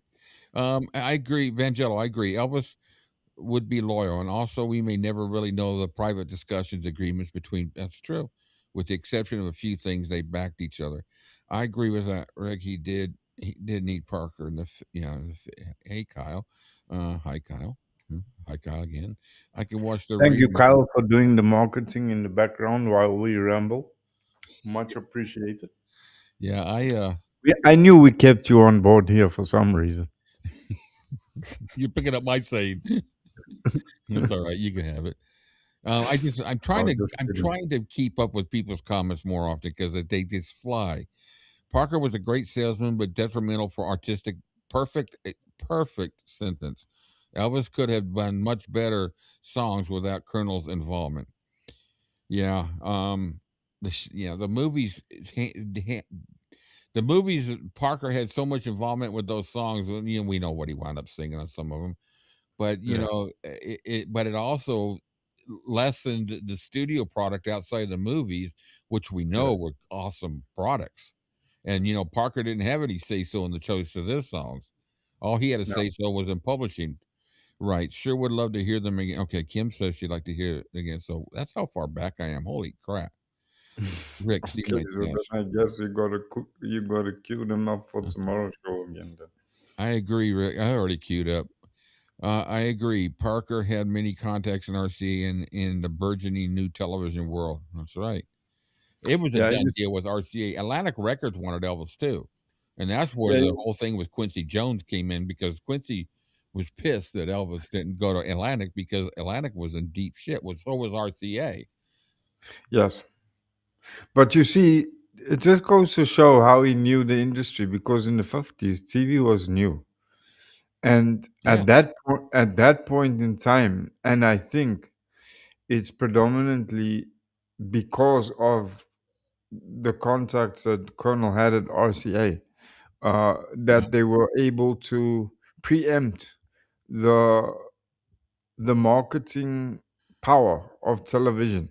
Yeah. So they literally got on that piece of iron while it was still hot. But would it have worked today? No, I don't think so. Yeah. Let's see. Johan, I watched 𝐷𝐞𝐬𝐬𝐷. 𝐷𝐞𝐬𝐬𝐷, all the King's Men, with some of the MM members yesterday. So funny. Many emotions. Good songs, Cam and Rick. Oh, thanks, Johan. Thank you, Johan. I appreciate it. In my opinion, he would have told someone if it. Yeah, I agree, Kyle. My boy. All right, C-Cat. Vangel, remember too that Elvis had lawyers and accountants. He wasn't completely under Parker's control. Elvis was too cool. Okay, I'm caught up to there. Lots of the Memphis Mafia have said he couldn't. Yeah, I'm rereading some now. Yes, what's what Tracy have to say? Tracy. Lots of I read it, didn't I? Sometimes I might have to backwards myself too. Elvis was cool. He carried his own guns and said that it was in case the Secret Service missed. Well, he was a shooter, wasn't he? He was a gun person. Elvis was clever because he had the ability to play both sides of the fence, and nobody knew what was going on behind closed doors. Oh, let me see here.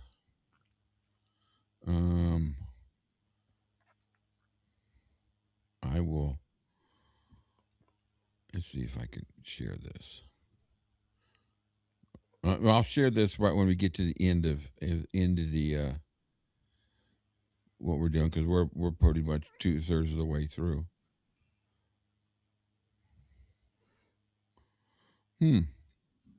That won't work for me, Kyle. For some reason. Oh, you know what? Let me try this. Oh, wait, there we go. Okay, so I want to pause that. I'll come back to that later. Let's get back to this. All right, thanks, Kyle. That's my man. Help Cameron. Thank you, Kyle. Appreciate you putting that up. We're gonna do a update and everything with Cam tomorrow too. It's been a while since we talked about some of how he's doing. Thank God for Marty Lacker. Yep, and all right. Well said, Cam. All right, so let's get back to this. I want to finish this story. So Larry tells the story that Elvis and a bunch of them, including Priscilla and Stevie, Larry's wife, went to see Jackie Wilson at Ciro's on the Sunset Strip in 1965. James, that's about the time he filmed. What movie was it? He sang Return, Bossa Nova Baby. Or was it Return? It was Return to Cinder. What year was that? Because that's the one when Jackie Wilson was in the scene, in the Yeah. set. In 60, James Brown was there too, and James Brown sat with him for a bit. Larry said that Elvis said to him, "Look at that guy sweat, man. Look at him sweat. Chicks dig it. They really dig it. And I'm sure they dig it when Elvis sweats." Larry said, "Well, we know that, don't we?" Larry said they went backstage. Well, we found that out last night. Larry said they went backstage, and Elvis remarked to Jackie about his profuse sweating. "Man, I'll tell you, the chicks really dig that," Elvis said. "How do you do it?" Jackie explained before a show he takes a handful of salt tablets, guzzles a few quarts of water, and then goes on stage. Jackie said once he starts moving, the sweat drips off him like rain. We used to take salt tablets before we went out and practice for football.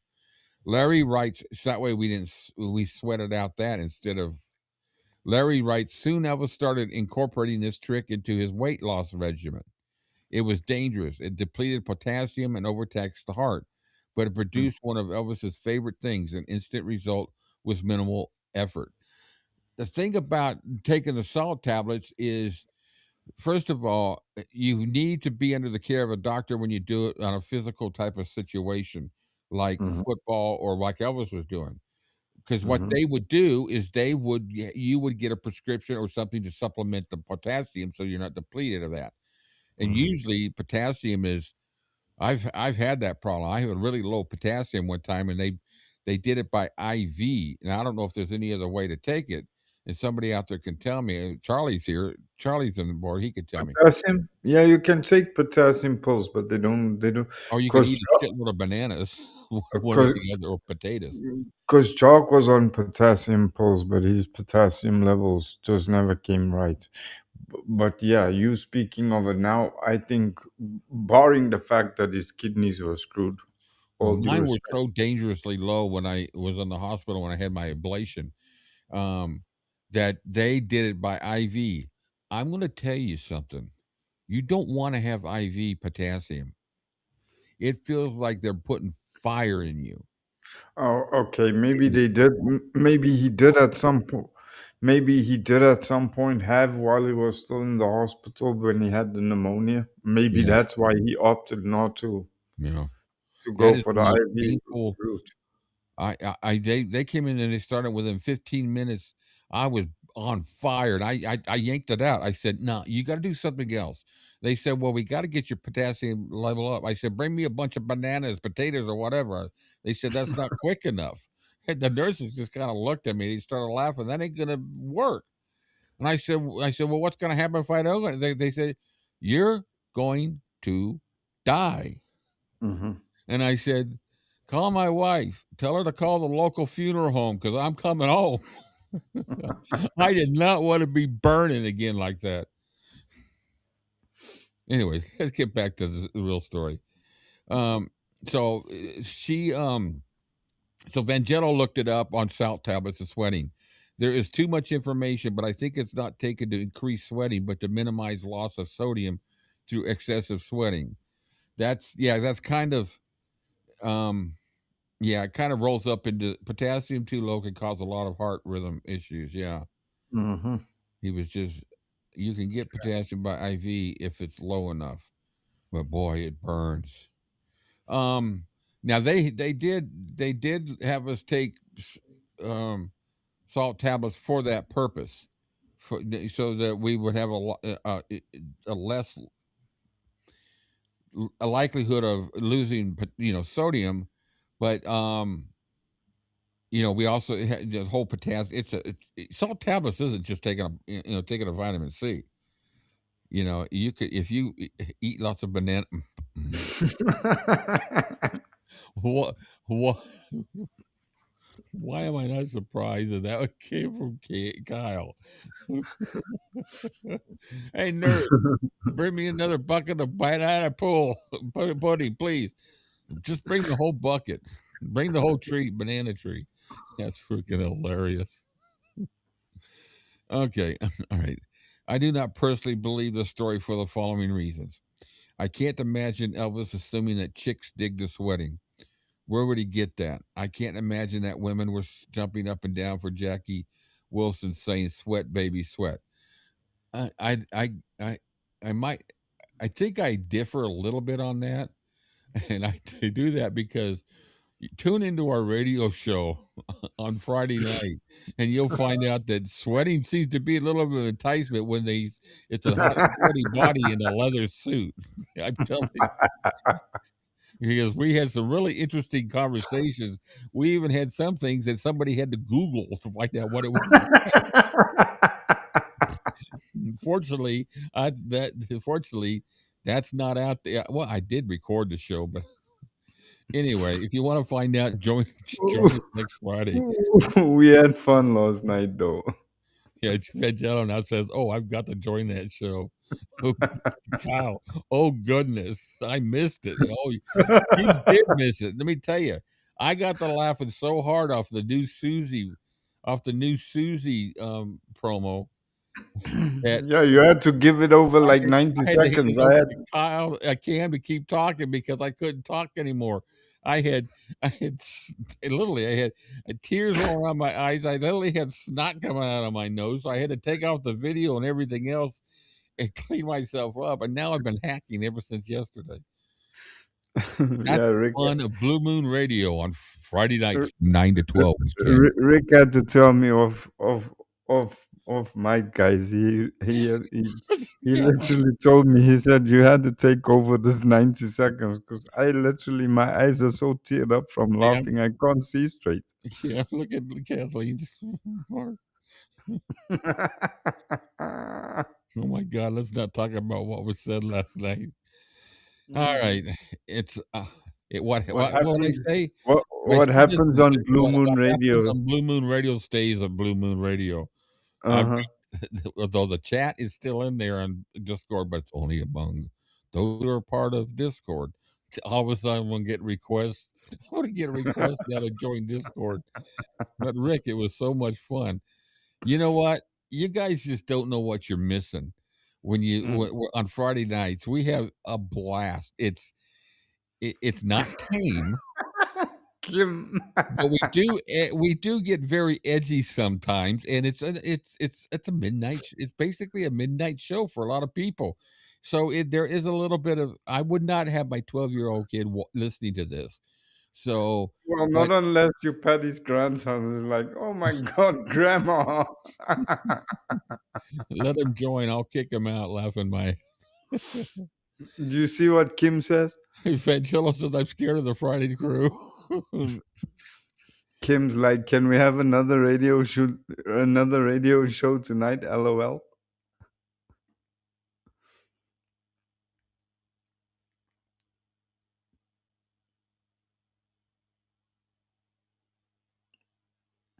Okay.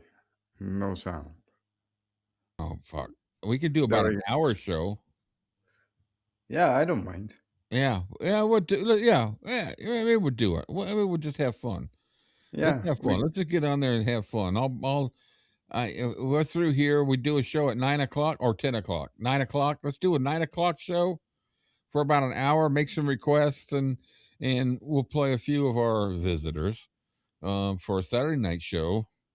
I think that'll give me enough time to create a new script for Miss Susie. Susie yeah. was No, the hot one last night. I was so knocked out after last night's show. I slept the whole day. I woke up at like 5:45 my time p.m. So I'm as fresh as rain. Oh, All Sean right. going live at 7. We're going 9 my time, or we want to go live at 7. What time you guys put in there? What time you guys want to live? Remember, Shauna's going. Yeah, Shauna's going live at 7. I don't want to interrupt her show. So 9 o'clock. Do you think she'll be done by 9 o'clock, Kyle? Let me know. Let's finish this right here. So anyway, You could always ask her. Like, hey, you're gonna be done by 9? did you guys see the video that Shauna treated me to a visit the other day? It was really Yeah, that was awesome. That was really cool of her. I'm glad she did that. When she called me, I saw her never come up. She calls every once in a while. We talk about projects and stuff like that. And she calls. She goes, "Hey, I'm in Villa Rica." Well, she only lives 15 minutes from me. She goes, "Hey, I'm in Villa Rica. You want to visit her?" And the first thing I did was look around my room to see what the condition it was. And then I got a little apprehensive at first because honestly, guys, I haven't, outside of my family and the doctor, I haven't had a visitor outside of that for 4 years. So she was going to be the first one outside that group. And so I said, "What the hell? Come on over." "Yeah, come on." So she came over and made 15, 20 minutes. We had a chat and she made it a little short. And I thought, perfect. We put it out. I thought it was a cool little video. So it was sweet of her. I was glad to have her come by. We're gonna have to plan some other meetings. Whenever you guys are in the area. We got some visitors coming in on March 17th from Australia. Tina and Eric are coming by. So they're gonna stop by, have some lunch, and we're gonna chat. So that's gonna be cool. We'll make a video little thing of that. And then anybody else, if you're in the area, give me a call because I'm working on getting around more and more. So it was cool. I was really excited about the visit afterwards. Kathleen kind of summed it up nicely. She said the radio show is not a kid show, but she laughed so hard she's still recovering today. But okay, let's be honest, Kathleen. It felt good to go to the dark side for a while, right? It always feels good. How about the red district? What? No, guys, it's fun. I mean, there's sometimes when I kind of like, oh my god, I can't believe I let that go through. But then it's like I'm sitting there watching the viewers, and it's like all of a sudden it increases by 2. I got, oh, that kind of worked. All right. So, anyways, on this salt, what do you guys think about this salt deal? Charlie, Charlie, do you believe that this story is possible? Charlie, I'm kind of on the fence. I do know that Elvis sweat a lot, and I would be surprised if he did it. But as he got heavier, you're going to normally sweat more. Yeah. And you Because got to remember, first of all, with Elvis, he wore a suit that was anywhere from 30 to 60 pounds. He wore, when he was wearing the capes, you're talking about another 25 pounds. And you're talking about wool, gabardine wool suits. Yes. The hottest thing you can get. Now, under the lights, we did years and years ago. I'm not going to say who on here, but if you guys want to know, I'll tell you later. I don't think I've ever told Cam this either. But for a couple of years, I kind of did part-time stuff at doing road crew and setup and sound engineer, not sound engineer, but setting up for people coming into town, and even went out of town, sometimes. And I forgot where I was going to head with this thing now. um the lights. What they did was they would always check the temperature of on standing under the lights in the room because they would always bring up. Well, Elvis never had fans blowing on him, No. but they would these guys. Some of these guys that I was doing contract work with, they would have fans up there, but they would check the temperature underneath those lights. Those lights, when you're standing there with them all on in and just standing there, not even moving around yet, you're at 100 to 115 degrees. Yeah, that's heavy. And that's hot. So that to me, I think Elvis was naturally sweating. Now, he may have taken them, on workout, go to the racquetball court. Let's work out a little bit. That I can Yeah. believe. Yeah. Yes. But I don't think he did it because that would have been, to me, that would have really even affected him more health wise. Yes, and also remember in the later years too, which only came out evidently later, was he was already battling with kidney and liver damage. And when you do have kidneys that are battling and liver that's battling, you're gonna you're gonna sweat a whole lot more Yeah. than normal because obviously your natural filtration system is not working the way it should. So Yeah. uh, I think at that point, um, he wouldn't have needed to take pills anyway because it would have just put more strain on an already ailing system. Hey, Kyle, I saw you post for the Discord. Can you also post the song request? You don't have if you don't want to join Discord, either way, whether you are with them or not, we got a portal to make us request, so you don't have to do it in Discord. Not anybody can make a request, and Oh I yeah. get it immediately, and I have a spreadsheet so I can make sure I keep track of them. So if you could pop that link up there too, that'd be great. I'd appreciate it. Let me finish this because I want to get to that movie. So I can't imagine this is Vangelo's thoughts. So I kind of agree with her on a lot of this. I can't imagine assuming that chicks dig the sweating. Um, and in '68 special, they were digging it, but in the '70s, that's the way it is. In the '70s August, I didn't really see him sweat a whole lot. He sweat, but it didn't look like it did like he did in '76 and '77. No. Where No. would he get that? I can't imagine that women were jumping up and down for Jackie Wilson saying "sweat, baby, sweat." No, I don't believe that either. I'm being funny, but I find it hard to believe that Elvis, of all people, since he is sensitive, going up to an artist that he just met, or even if he met him before, and asking such a personal question. What do you think? Uh-oh. I almost think. I think it depends on the circumstance. I think Elvis would do that if it was the right situation. So yeah, I kind of agree with that, and I'm on the fence on that one. Oh, Oh, thank that's you, Catherine. Yes, happy Valentine's Day to everybody out there. and that's a bad one. Geraldine was in the dog box. She got she got she got she got outed by her grandson.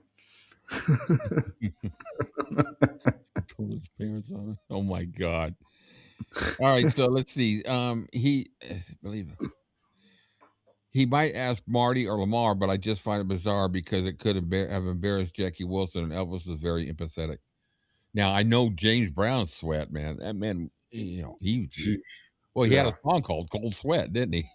Mm-hmm. Thanks, Kyle. I appreciate that. All right. So now the last part here. I pulled this out because I thought it was so true. I mean, I just find it accurate. Eh, It's about Elvis Power. What one book called "The Shock of Elvis" isn't. Oh, let me get my mouse over here so I can scroll down. Like there we go. Elvis isn't always easy to appreciate or understand out of chronological context. I did a great job of separating words there. For much of Elvis's awesome appeal and the love people have for him transcends and probably has little to do with his talent. Then as now, what drew us to Elvis wasn't just what he sang, even how he looked. For me and for countless others, it was who he was. To paraphrase, this is from Larry Geller. To Mhm. paraphrase musician Robbie Robertson, an awesome artist, creator, great guy, the band, Elvis stood on the highest mountain. And what a thing for a peer to say. Mm. And he was involved with everybody, Robbie Robertson. He worked with Oh yeah, he Bob Dylan, he worked with waltz and the band, he worked with Neil Diamond, he worked with countless big people. Elvis stood on the highest mountain holding the brightest torch. Discovering Elvis today cannot be like hearing Heartbreak Hotel or seeing him on television in 56. 3 decades have changed the meaning of almost everything Elvis was or seemed to be about: adolescence, freedom, sex, rock and roll. It's nearly impossible to see Elvis' playful, overtly sexual finish to Hound Dog from the Milton Berle show in 1956 to truly comprehend the depth of his innocence and the world's. Elvis is forever, but he's also of a special time and place. When asked Mm. about the reason for his success in these early days, he told one reporter, "Because God let me come along at this time." What a yo, What a statement. what a statement to make. But that statement in its own proves how humble he really was. I mean, how many stars of today are going to take that stance and say, yeah, it's because God blessed me with the talent or whatever? They get given half an opportunity to blow their ego, they going to blow it. Rangel says there are so many stories of people feeling he was in a room before even hearing or seeing him. Yeah, that's what the musicians from Americans Sound Studio, Reggie Young and who was the guy we did the interview, we showed the interview with, all of them, they all said they were standing there backwards to the door and they heard somebody come in, and it wasn't just they heard it come in, they felt him come in, Mm. the electricity. And I say this every time the subject comes up, and I'm sorry that I repeat it, but when I saw him each time, but mainly when I saw him in Vegas in the international at the Hilton at the time, it was in 72. When he walked out on that stage, he obviously from the right to the left, the hair stood on my arms. It literally stood on my arms, and I gasped.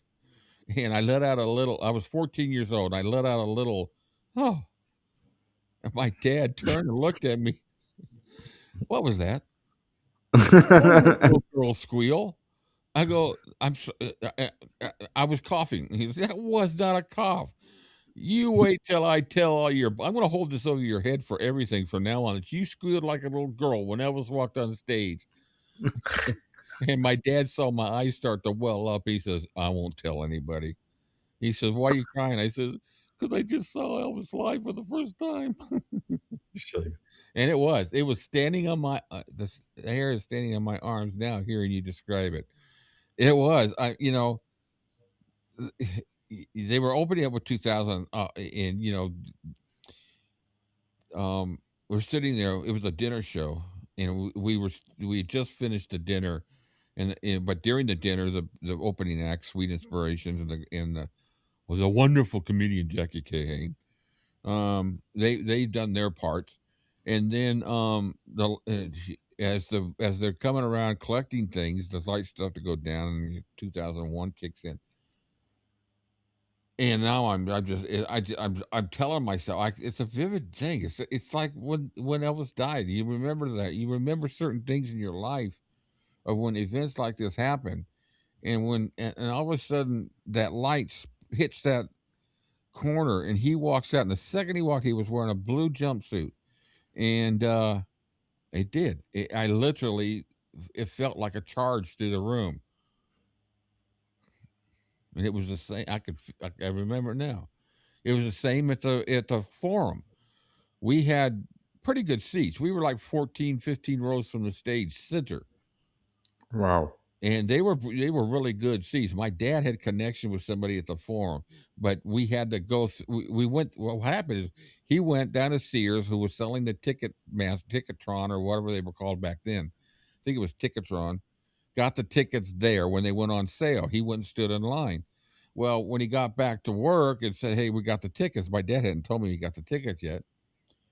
The guy said, "Well," he says, "Listen," he says, "I know somebody at the Forum. You want to see if you can get better seats?" So he said, "Yeah, see if we can," because the seats my dad got were actually up high behind the stage. That was all was left. Mm-hmm. And when my dad found those, my dad said, "Yeah, I'll take them," and they didn't have to pay for them, and he gave the tickets to somebody else. And so same thing, and it is a totally 100% different feel in the showroom of the Hilton than it was in an arena, because you're Mm-hmm. talking about a kind of a business, low key eating dinner. It's like a restaurant show. I Mm-hmm. don't know. I never went to the midnight show, but from what I've seen, like when That's the Way It Is, it was a little bit louder. But in an arena, those because there's no photo taking in Hilton.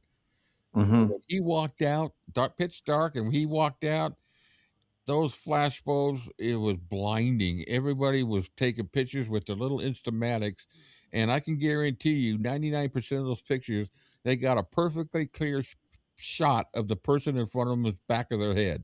That's all they got, because that's, but anyways, I digress. So anyway, did I finish that? Yeah, that's a great story. That's really a great story. All right, where are we at? Okay, we got about a 40-minute, we got a 50-minute video. You guys still game for it? I'm game for it. But you guys let me know. Well,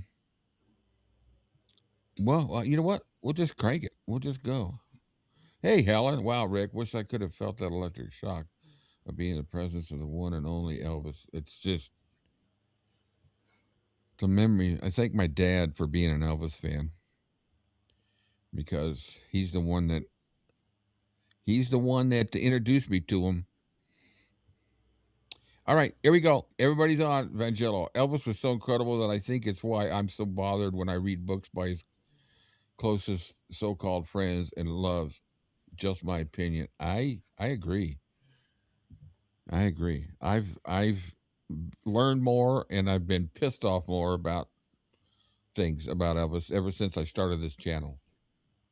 I knew a lot about Elvis with the music and all that, but I never really read I read Careless Love and Peter Gronick's book, but I really wasn't reading much of the other stuff. And I started this channel, and the rest is history. All right, guys, real quick. We're doing the spiritual side of Elvis. Now, remember, I took out the background music that they put in these things that sound terrible and usually drowns out the speakers. It's gone. But some of the music, like if he's up there singing, that's gone too. But they're only little short bits anyway. So you get to see and imagine. Here we go. Spiritual side.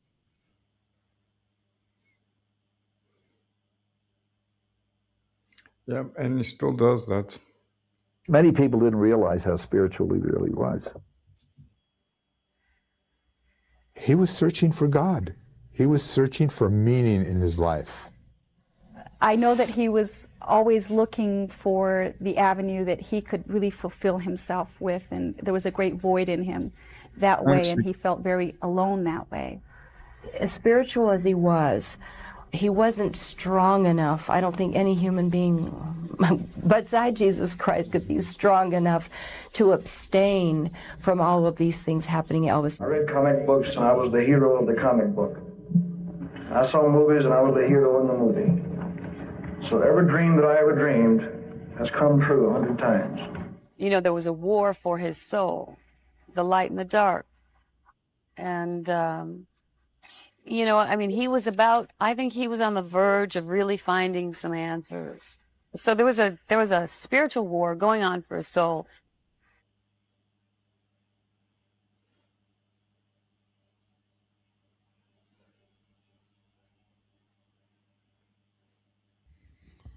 This is where the theme music is. This is where you should be.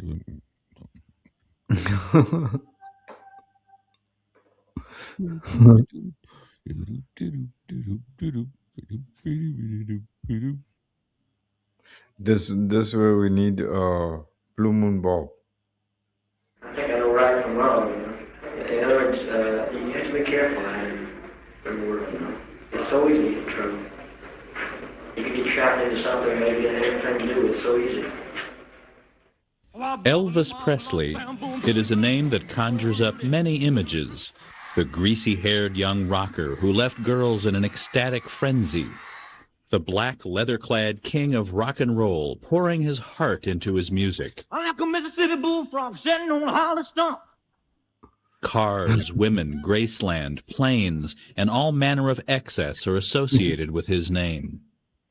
But what many people don't realize is that there was a quieter side to the 20th century's most potent cultural icon. A side that reflected on what it meant to actually be Elvis Presley, the man, the husband, the father and son. Everybody talks about Elvis and rock and roll, or Elvis and sex, or Elvis and drugs, but there was a side to Elvis that is the side that I know, which was the loving, nurturing, very strong, wonderful side of Elvis, and a very spiritual side. He said, you know, I've always felt my whole life, since I was a little boy, there's almost like an unseen hand behind me, guiding my life. He said, look, I survived at birth. I had a stillborn twin brother. Why was I chosen to live and not him? And then all of a sudden, my career took off overnight. 1956. And I achieved things I never even dreamt of. Why was I chosen? Why was I plucked out of all the millions and millions of lives to be Elvis Presley and have this extraordinary life and career? There must be a reason for it. It's no accident. Here he is, Elvis Presley. Although Elvis would forever be linked with the rock and roll music he made so successful in the 1950s, his musical roots stretch back much farther than the rhythm and blues that were the foundation of his rockabilly sound. I was blown away with the fact that here's a man to this day that's never won a Grammy for rock and roll. The only Grammys he picked up were in the gospel area. He was extremely religious. Not religious in a mass, you know, not overbearing where he was trying to beat you into believing what he believed, but he loved spiritual music, and he is said to me on a couple of occasions, he said, this is what got me started. Elvis loved gospel more than any other kind of music, and it was part of his childhood. But Elvis's love for gospel music and its soulful sound went much deeper than just his musical tastes. Elvis had a supernatural something to him. He was very spiritual. He was connected to the spirit. And a lot of people don't know this, and Colonel didn't want that to be out there because it would have made him appear to be a little bit sort of like wiggy.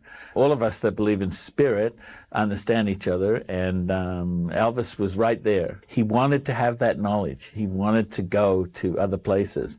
That was always a mystery to Elvis, and it always bothered him tremendously why he was picked to be this major star of the world and idolized by millions and have all this talent, and he was always searching, trying to figure out why.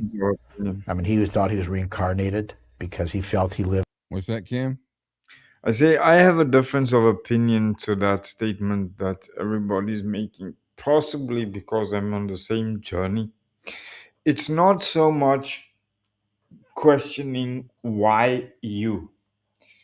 And again, as I've said in previous shows, this is my opinion, this is my truth. So I can only speak from my truth. But for me, it's about not so much finding why he was chosen.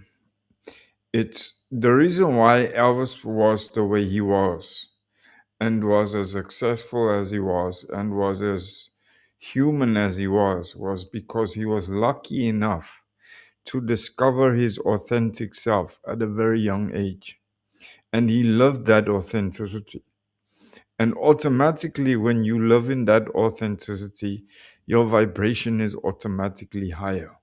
It's not so much a point of him wanting to understand why it was him. It was more a question of where does he go to?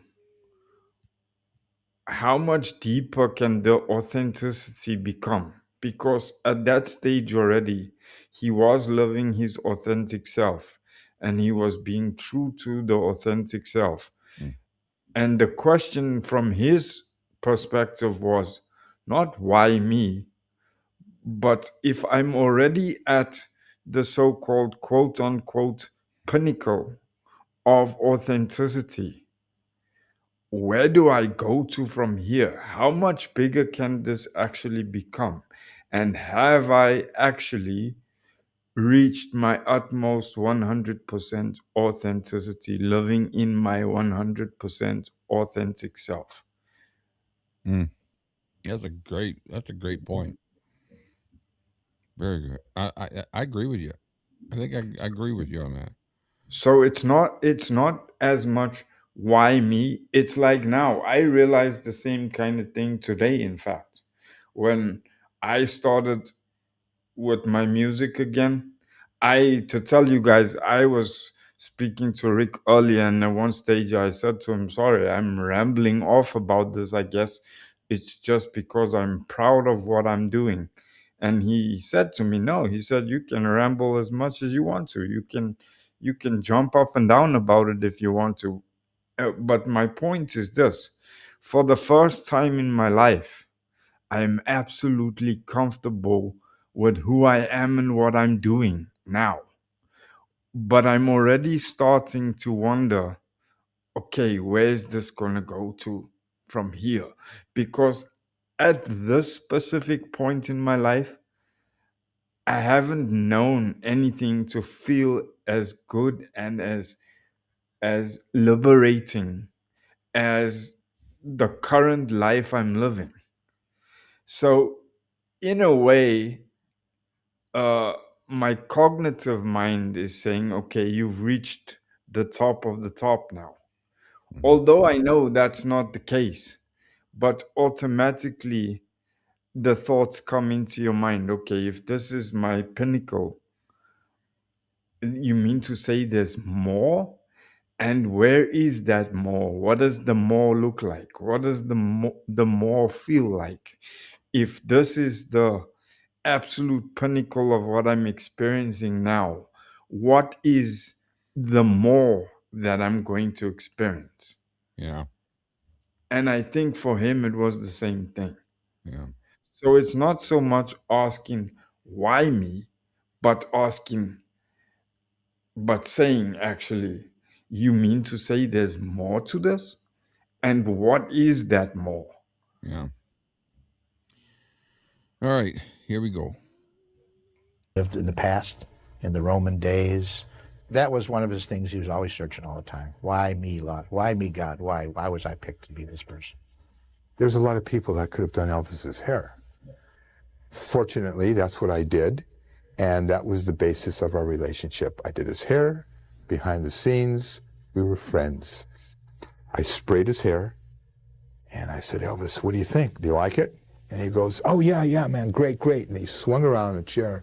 He said, but I want to ask you a question. What are you really all about? What are you really into?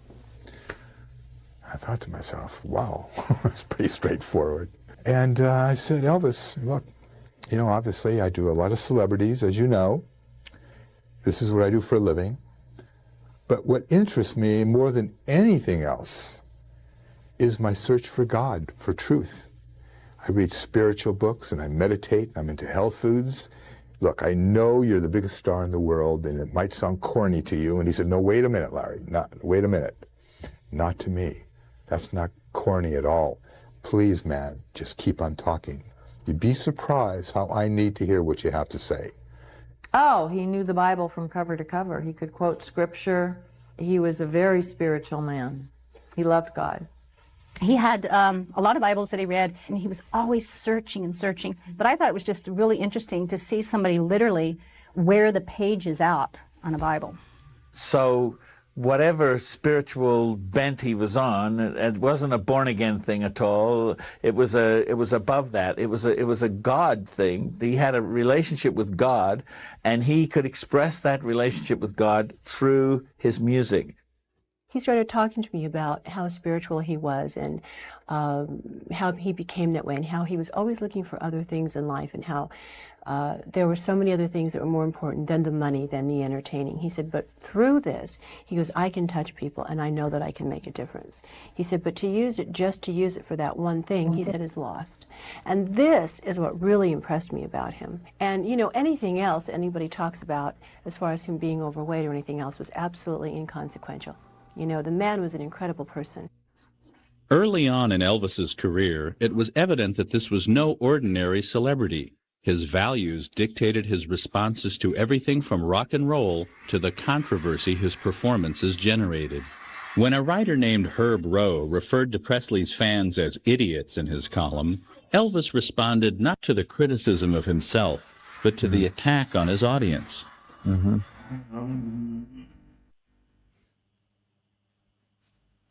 Yeah, because he was authentic. He knew that those people that were criticizing him didn't understand what it was about. And sadly, people always get the word spiritual and religion in the same conversation. Two different concepts. They are worlds apart. When Rowe's column became a little more graphic in its critique, once again Elvis responded in a way that would be out of character with almost any other rock and roll idol. Back to the quotation. We're no prudes, but we might suggest a gift and genuflecting to Elvis Presley. A solid slap across the mouth. Row means a slap across the mouth to these girls. Have you any comment to that? Yeah, but I don't think I should say it, you know, because I'm a singer, not a fighter. The beat of his heart was just like the rhythm that was in his soul for people. Elvis loved people, but Elvis knew exactly how far he could take himself with someone and not impose on that person, or he would find their personality out and then have more darn fun with them. You were with one of the most honest, sweetest, decent, funniest, generous human beings that had been through a lot as a child that could have caused him to go exactly the opposite. It didn't. Elvis, to me, is a champion in every way that a human being can be a champion. It's a tough thing. It's tough to be to maintain a real sane life. Forget the entertainment side, but when you're elevated on a pedestal, and you know it's hard. No, it's amazing that he held out for so long. You know, he wasn't an educated man, but he certainly was street smart and had a very decent. It's a load of shit that he wasn't an educated man. He graduated from high school. Yes. When you talk about uneducated people, you're talking about people that never went to school, that can't read or can't write. That's my definition of uneducated. Elvis was a brilliant man. Just because you don't go to college doesn't mean you gain the knowledge. You can't gain the knowledge through books, experience, and everything else. Some of the best people I ever hired when I was working in the corporate field were the people that had experience than they do. I would hire a person that was 35 years old, had 15 years of experience in the job before I hired a 35-year-old guy who just got his degree in whatever I needed him for.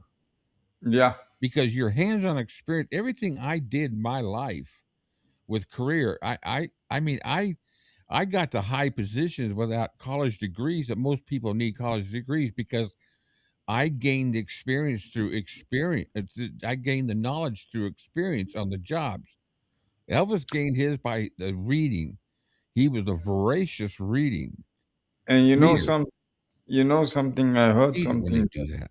I heard something yesterday. It came up in one of my shorts from Tony Robbins, and it really hit me hard because it made sense to me in an instant.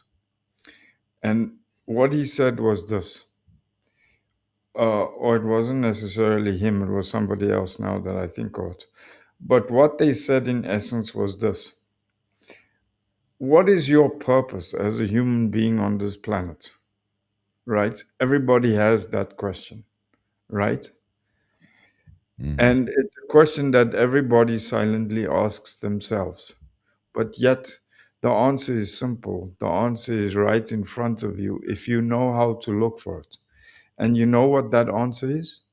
The answer for me is to be your authentic self. Yeah. That is your purpose. And that's why Elvis, with him, with the fame, it was never an ego thing. Because when you're living in ego, you're not living your authentic self. You're not a true spiritual person. Right. Because the ego still plays too much of a role. The ego binds you to the physical world.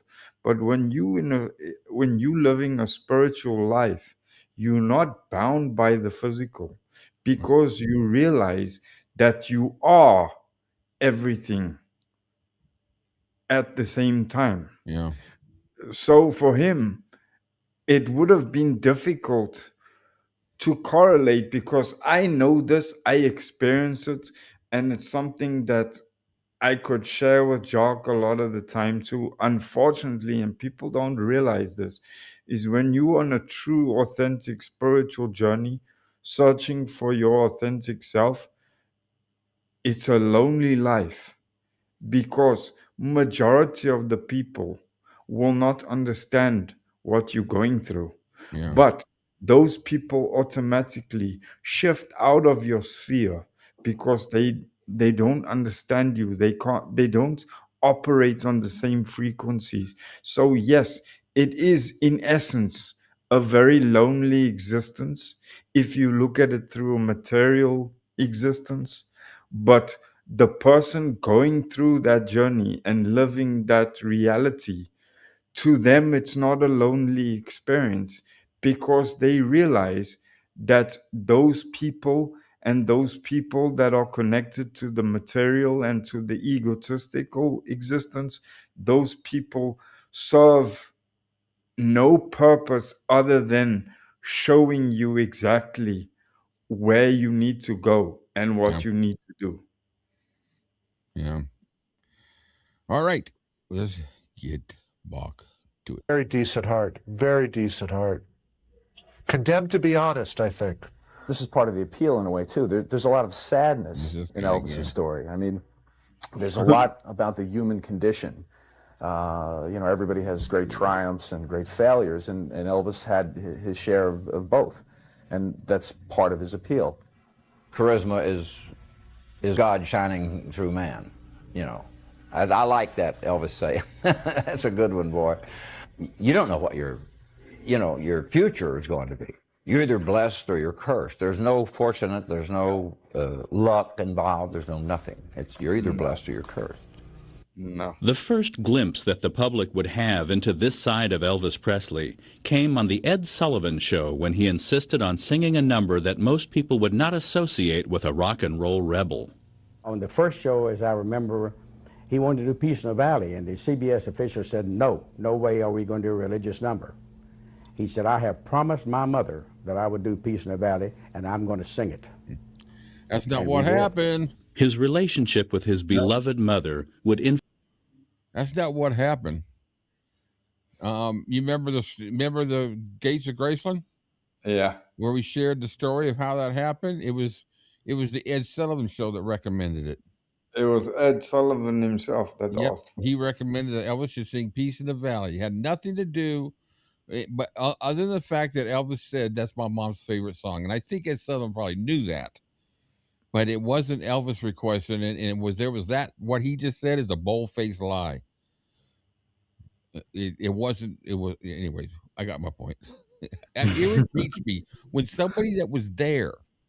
Yes. That was part of that. He was part of that saying Peace in the Valley. Yes. And say that. He does that for drama. He does it just to, make something spectacular. I'm going to tell you something. The fact that Ed Sullivan made the request, to me, is more of a big deal than Elvis saying, I want to sing a song for my mother. Yes. because Ed Sullivan did not have great comments about Elvis in the beginning. But you see, this comes to my comment that I made a couple seconds ago. Why do people talk like that? Because why? They live in the ego. It's all about the ego. How they gonna look? That's what I was saying. It's to make the story that he was involved in more spectacular and sellable. And by the way, real quick, the company that made this series DVD, the series definitive, was sued. In fact, I need to bring up the court documents. I found the court documents on it. The name of the company is Passport Productions, and EP sued them and won. Why did they sue him? For what? Because they used copyright material without their permission. Oh, shite. The videos, all that kind of stuff. All they had to do was get EP's permission. And they sued them because they did a whole 13 DVDs, 13 different stories. We've watched most of them. Some of them sucked. But what really made it bad was just the background music. I think this is much better without the music. Yeah, I prefer it without the music, actually. All right, here we go. That was my rant for this hour. Was more than just his choice of music. Her values were a roadmap to his life. Elvis made me nervous before I met him because, I mean, you know, you're buying the aura, you're buying all of the appearances on Milton Berle and Steve Allen and the Tommy and Jimmy Dorsey show and Ed Sullivan. But he turned out to be, you know, completely opposite to what I had expected. He wasn't wrapped up in himself. He was a down-to-earth gentleman. The guy that called me sir when I'm 2 years younger. He said, well, that's how my mama brought me up, you know. He was very humble, nice, and I think that's what come from his mother's part, because he was just like her, and the fact that he was so considerate, and he was such a giving young man, and so polite. When I met Elvis and was around him a lot and got to know him, had I a son, I would love for him to have been like Elvis. Not necessarily the music and the adulation and the tremendous wealth that he brought in, but as a person, I just thought Elvis he was so well-mannered and so polite. I never heard him call anybody other than Mr., Miss, Mrs. Norman Torog, the director, did 5 or 6 pictures, but he still called him Mr. Torog.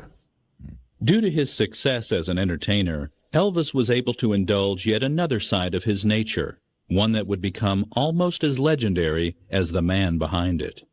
You know, Elvis' religious beliefs and generosity could have been together in some way or another. He loved to help people, and I think he felt that religion helps people too. And he loved to make people happy, and since he could afford to do that, that's what he liked to do. He liked to see people's reactions, and they gave him something they could never afford themselves. He was very generous with the material wealth that he had. He gave away a lot of it, not necessarily in the form of cash, but if someone needed something, he gave it to them. I know one night I went in and he said, do you have a microwave? I said, well, I don't know if I have a microwave for. And he said, well, Miss Cock, you work all day and you come out here and you take care of me at night, and I know you have to cook for your family. And I thought maybe you might need a microwave. He said some nurse had told him that she needed a microwave because it would make her life easier with cooking supper at night and things like that. And I said, no, I don't need a microwave. I said, I got one, I don't use it. To a fault. Elvis was generous to a fault, I think. He gave away most of his fortune, you know, when he was alive. He rewarded you because it made him feel good. Don't admire anything, and don't say you'd like that, because the next day it would show up in your office or wherever it was. If my mother said, gee, Elvis, that's a nice lamp, he'd say, you want it? Take it. I don't need your lamp. Well, do you want the car? Take it.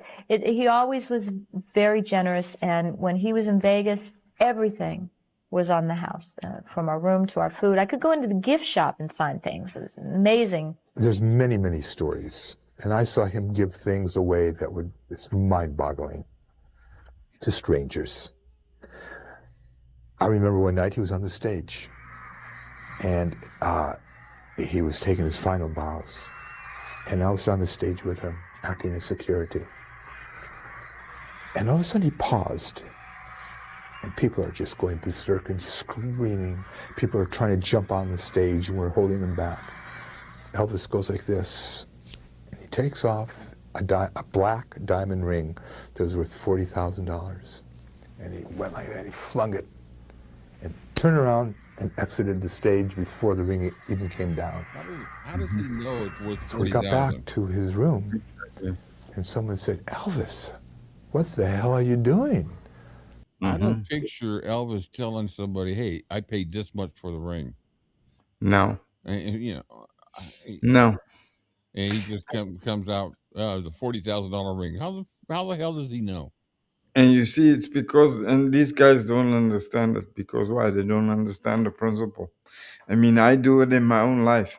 Yeah. And it's simple. That's why, It's simple. that's why when I listen to these guys, I go off sometimes, especially with Joe and Larry. Because it's simple. The answer is simple. The more you give, the more you receive. Yeah, exactly. You just threw away a $40,000 diamond ring, man. Why? I'll tell you why. Because I listened to that voice within me, that still small voice. I just knew it. I just knew someone was in trouble. They needed that ring much more than I do. I can buy a ring like that every day of my life. But there's someone out there that had nothing that needed it. That's why I did it. I would maybe get a few things. If I liked him, get him. That woman. Get some more. Get some more. Little, that's not enough, little. You know. Yeah, he was very generous to a fault, I think. And he said to me, come on, I got a surprise for everyone. We walked outside into the car compound. There was a truck with 12 brand new motorcycles, Harley Davidsons. The big one, the big hogs. 6 blue, 6 red. And Elvis said to all the guys, everyone, pick out a bike that you want. So all of us picked out a bike. Outside the gates, there were tons of fans. And there's this one kid, he must have been maybe 16 years old. And he was leaning against the fence, and he was looking. And Elvis motioned to me to follow him. We walked over to this kid. And the kid went into shock by the mere fact that Elvis walked up to him. Elvis said, those are nice bikes, aren't they? The kid stuttered, yeah, Elvis, yeah, real nice. And Elvis said, do you have a bike? The kid said, no, I don't have a bike. Elvis said, would you like to have a bike? He said, yeah, well, and he stumbled. Elvis, go pick yourself out a bike, I want you to have one. And the kid just froze. And I said, no, man, come on in, pick yourself out a bike. One of them is for you, I want you to have it. The kid went in, got a brand new bike. And Elvis and I walked away. Elvis said to me, man, I remember when I was his age, I was lucky enough to have a pair of shoes. And I saw that look in his eyes. I just had to give it to him. He said, you know, it says in the Bible, it's more blessed to give than to receive. I know exactly what that means. The joy I get from giving and to seeing the look on people's faces, it's worth everything. Well, that's... But it wasn't just material. That, you know what, Vandella? You're dead right. I mean, you know, the reason why, the proof is after he died. You know, if they were appreciative of what Elvis gave them and had no expectations for it, they would have never continued doing what they did by selling his, you know, profiting them off him.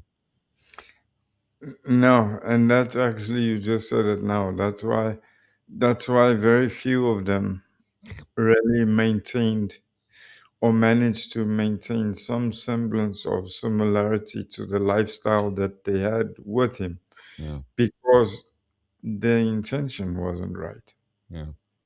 And the intention was... if they did the right thing, and Elvis didn't have any problem with people using his name as long as it was in a respectful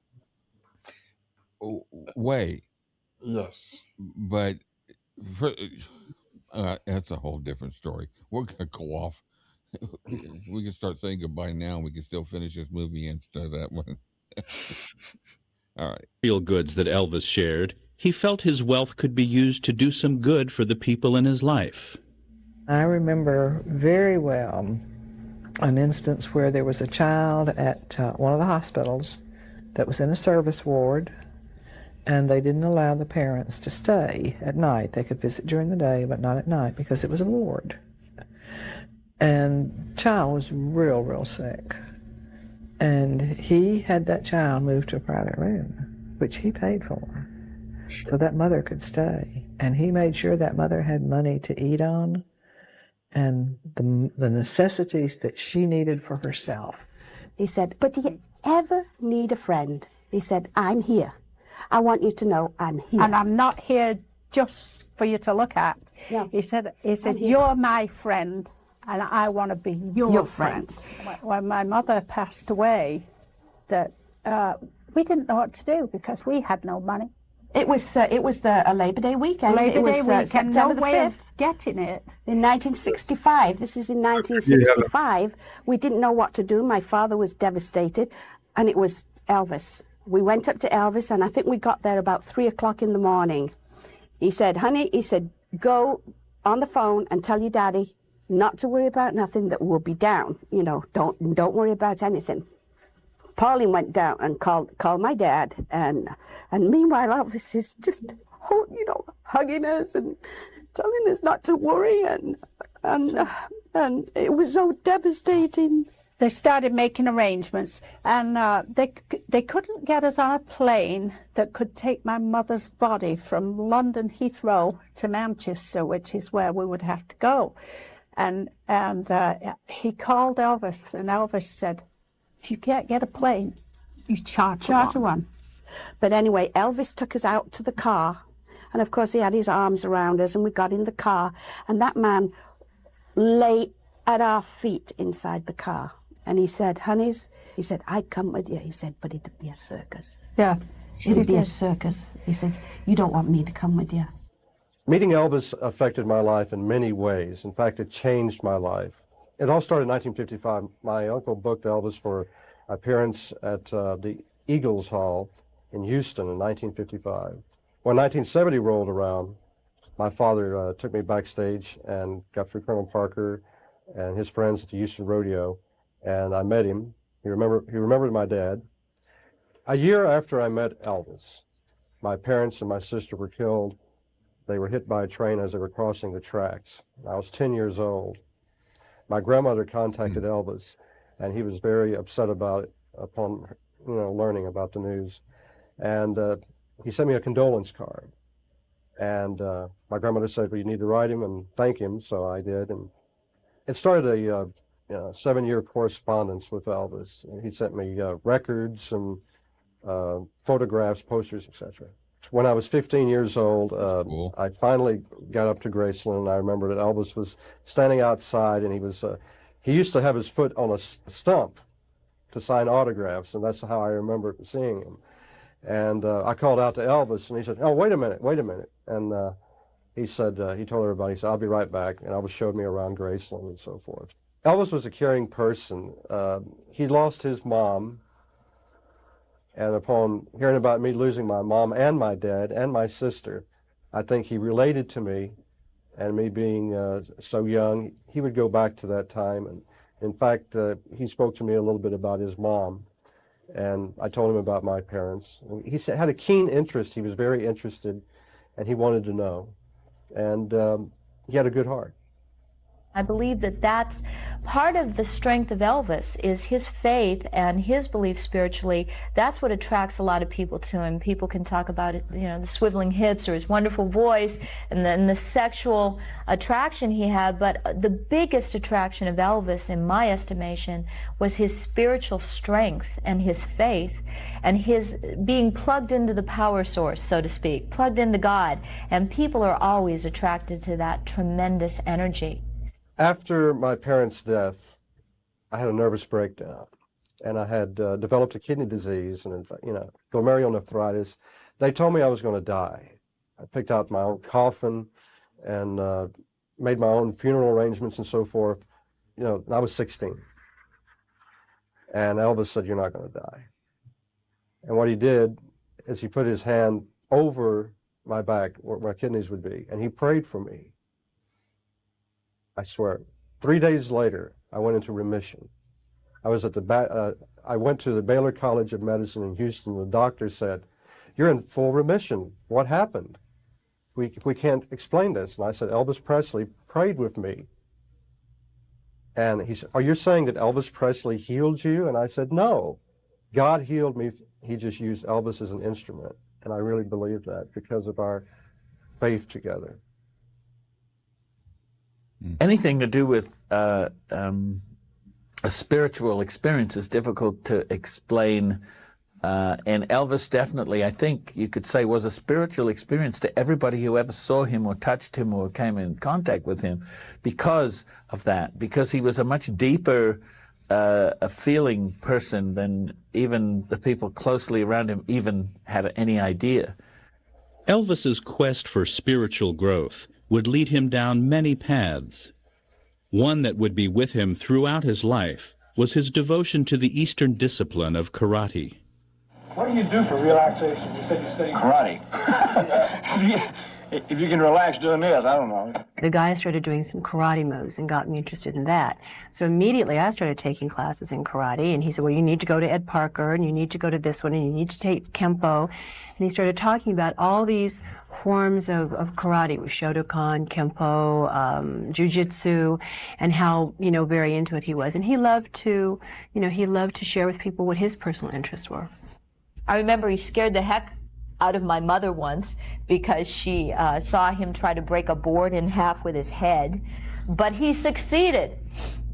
And he was a tough guy. His hands were all cut up from the karate when he experienced it, and kept on trying to break boards, but he didn't care because he just had a mission. He was a man on a mission. But he also was extremely well-read, very much into philosophy and spiritual books. Elvis read books on Eastern religions. Elvis questioned everything. So I think a lot of when I think of Elvis, of this guy that was looking for answers. And when I think like that, there's a good most of the people that I know are looking for answers. Mm-hmm. We're just sort of trying to make it from A to B and trying to get there without hurting anybody and trying to be the best person we can and maybe leave the world a little bit better place than where we found it. A lot of people don't know he's a well-read man. If he didn't know something, he'd read about it. He'd look it up. He'd find out. Internet today would be an unbelievable thing for him. He'd just find out anything he wants to know. But he started studying world religions. I noticed that one time he wore a necklace or a neck piece, and one of them had the cross and the other was the Star of David. I understand that when he was a young man and his folks had to go to work, they would leave him with people that were Jewish, and I think he wore the Star of David for them. Yeah, I think that was a very strong side of Elvis, the spiritual side. And in the house that we built, I had a chapel in that house, and Elvis had bought me a cross to put in that chapel. And he was always amazed that someone's got a little chapel in their home. But he was a very spiritual guy and talked about religion a lot, had all kinds of thoughts about religion, pro and con. And I guess some of the impact of that is from the little thing he used to wear around his neck. He had a cross, and he had Star of David, and he had, he kind of covered the bases with everything. He didn't want to be left out of heaven on a technicality of any kind. He loved all religions. He loved the Jewish religion. He used to wear a Jewish star and a cross because he didn't want to get shut out of heaven on a technicality. He used to read the Bible. He'd make up his own things. He would say, God's name is hallowed, because it says here, hallowed be thy name. In the mid-1960s, Elvis had an experience that would change his outlook on life and his place in it. Elvis had a classical spiritual rebirth experience in the Arizona desert.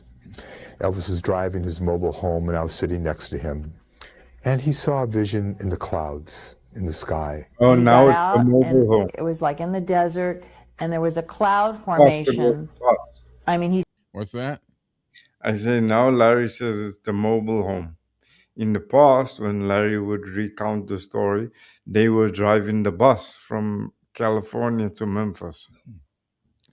Well, they call them really, some people call them the same thing. They'll call them an RV. Some people call them a bus. But yeah, I mean, it seems like if you call it that, you're going to always call it the same thing.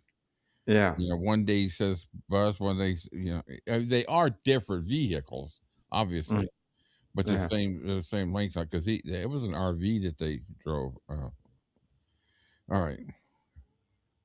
Saw Jesus, and he said that God spoke to him. It really touched him, and he had this feeling that for the first time he said that I really feel that God's alive, that God is real. I don't have to believe anymore. Now I know God exists. I've been searching my whole life, and I've had a lot of doubts. But now I know God is real. I know it. He just touched my heart. And he just knew that he was going to do something really big in life, and like bigger than life, but he didn't know what it was.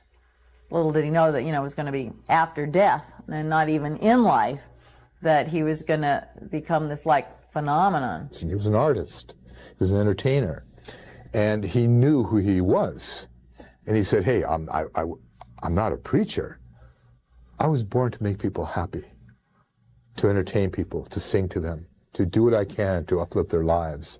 That's what I'm all about. He spoke about God and Jesus Christ in his life, and I thought, wow, here is this wonderful, sensuous performer who gave everything he had and is entertaining, and he's able to sit and talk about God.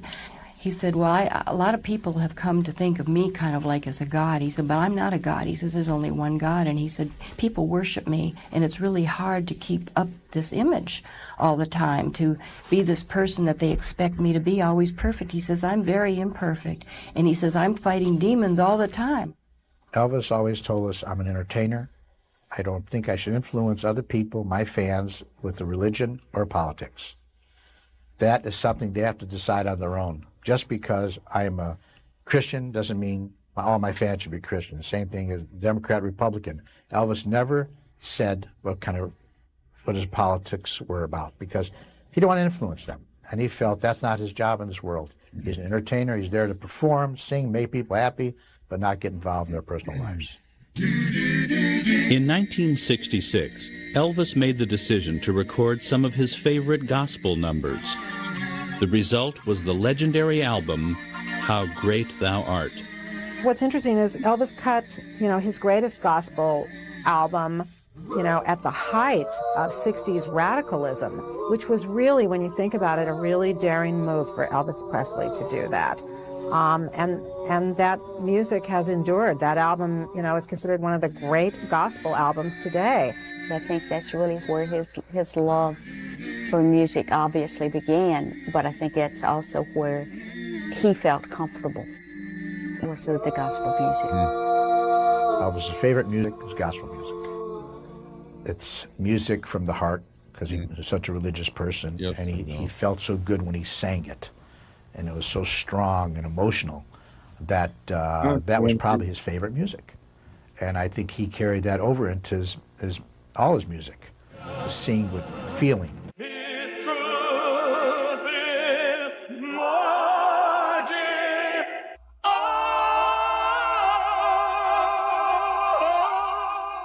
Elvis never sang the song twice the same way, because he always, depended how he felt that day and how he put his heart into it. And that's, I think, what made Elvis such a great singer, because he put his heart and soul into every song he ever sang. Oh, let us pray together, sing together. We had to play a few gospel songs last night for redemption, didn't we? Probably sang gospel music more than any music there was. He sat at piano by himself down in his house at Graceland in the music room, and you could hear him sit there singing gospel music. And I think his whole life was gospel. Don't you swing down, sweet cherry, stop and let me ride. Oh, swing, stop and let me ride. Rock me, Lord, strong and easy. Well, I got home on the other side. We grew up with it, from the time I can remember, like 2 years old. When I got old enough, I started to sing in church. That's how you got into singing? Well, it's one of the ways. One of the ways. But this thing here, the gospel thing, it's really what we grew up with, more than anything else. He said, Larry, this album is going to do things that we don't even know about. This is God's music. This is spiritual. I'm not going to get out of this seat and open this mouth and use my voice to sing until I know that I'm ready. So why don't we just turn the lights down and let's just meditate. And we did. We meditated for about 30 minutes. And all of a sudden I heard Elvis say, I'm ready. Let's go. We went to the studio. And he sang that first, How Great Thou Art, first take. How Great Thou Art would go on to win Elvis his first Grammy. He selected each song, and it took him many months to do it because he knew that this album was going to touch many, many lives because of the nature of it being gospel. We've got artists now that are nominated for Grammys that get up on stage and insult people and incite riots and offend people racially, ethnically, religiously on every level. And that was not what Elvis was about. People felt good when they went to his concerts. They felt better when they left. And he wasn't about inflaming the passions of people and causing that type of situation to exist. Though most of those around him were very supportive of his spiritual side, there was at least one person who wasn't happy with Elvis's quest for enlightenment. If someone spent a lot of time with Elvis, like Larry spent all that time going over all the books and everything, the guys would get jealous. They would get, like one of them in particular, well, when's he coming back down? He's been up there for how long? Just really getting all upset because he was spending so much time with Larry Geller. But that's what he wanted to do. And thank God that somebody was there to do something he enjoyed to keep him going. And I think that this caused a lot of problems in Colonel Parker's mind, in Elvis's life, and myself. And I don't know what he heard, but I know that it really freaked. What's that?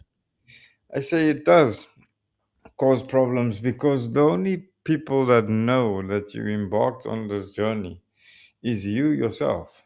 Yeah. So the people that are in your life, they remember, quote unquote, the old you, and they see the you that's now changing. It's evident to you. It only becomes evident to them later. But as it's becoming evident to them, they start to think, okay, but what's going on? You're changing now. You're not the way you used to be. You're not doing things you used to do. You don't speak the way you used to speak. You've changed. You've become a completely different person. And yes, they're right. But it's very few of those people that stick around. Majority of those people will fall away because either they don't like what they've seen or they don't understand what they've seen. Or thirdly, it's just easier for them to go back to who they are. Yeah. Don't forget, you could pause it to stop when you want to talk. Because sometimes you come through a delay and I can't catch it in time. So when you want to talk, you got control just like I do. Oh, yeah. So just pause it when you want to talk. Now. And then I'll mute you when I mean, never mind. Freaked him out. I never moved. And he called Elvis into a meeting. Oh, I know. And said, I hear you're on a spiritual kick, and it's not going to last, and you're just dreaming, and it really offended Elvis. And Elvis didn't want to talk to him for a while.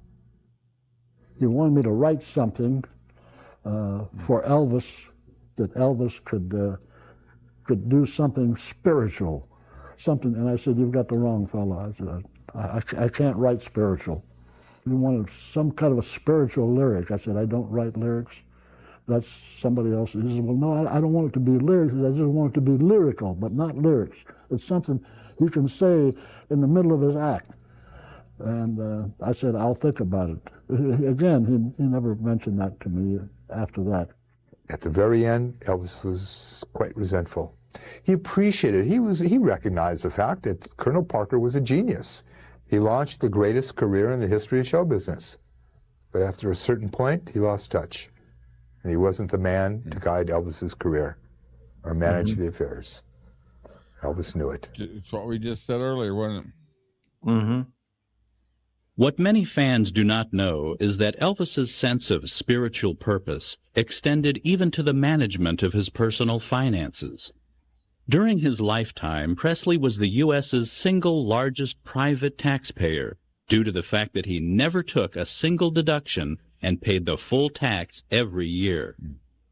He stated on more than one occasion that he felt that deducting his charitable contributions would negate their value. Of course. It wasn't a contribution if you got something back for it. Exactly. I happen to know this, not through any of Elvis's close friends, because what he did, in many cases, charitable donations in the true sense of charity, the Christian sense of charity that he believed in, was that you give something away and you don't expect anything in return. This is unique in any lifetime. You know, this person, he wasn't the richest person in the world, but what he had was a great deal by comparison to what most other people had, and he shared it. He shared it for charity. He gave to the top 50 charities in our city of Memphis. He gave to individuals that he knew. He supported law enforcement. He supported church organizations. He supported his family, and he supported his friends in ways that they couldn't do things for themselves. But it wasn't just money Elvis would donate to his favorite charities. In 1964, he purchased Franklin Roosevelt's presidential yacht, the Potomac, which at that time was in danger of being scrapped. After fixing up the yacht, he then donated it to Danny Thomas's St. Jude's Hospital for Children to be used in a fundraising event for that cause. After serving its purpose, the Potomac went on to become a National Historic Landmark and is now a floating museum. The Potomac wasn't the only part of our national history that Elvis's good nature was responsible for preserving. If one goes to Pearl Harbor in Hawaii, there is a big reminder of Presley's charitable works anchored on what used to be Battleship Row. At the time, there was no official memorial in Pearl Harbor to honor those who went down with the Arizona.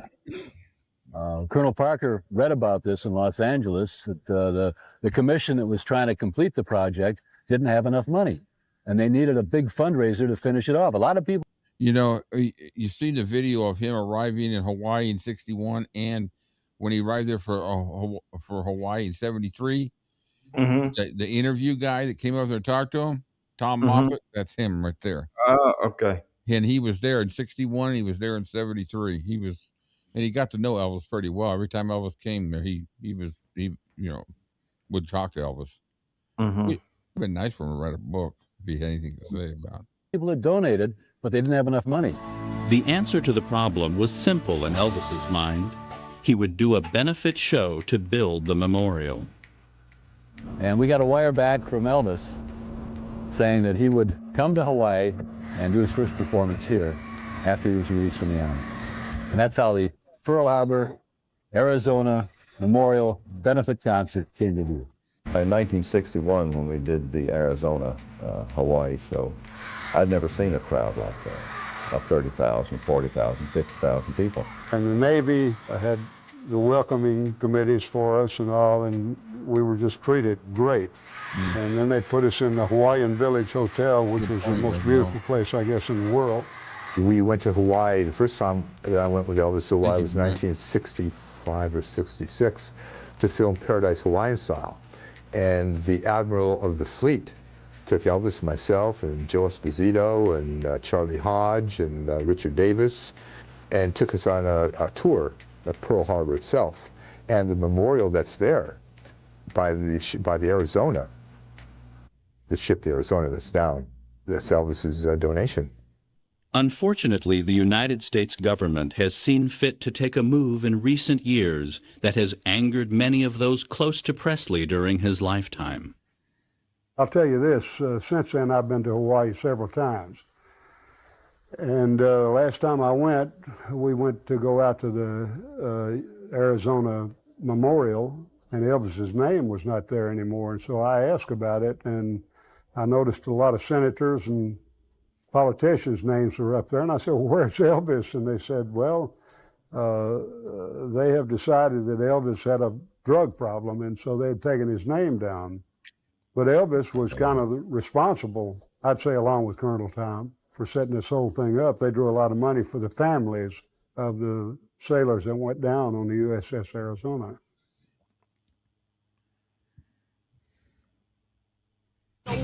One of the problems that Elvis faced in his spiritual quest was that by the mid-1960s, many people saw him as an aging rocker who had sold out his roots to do roustabout.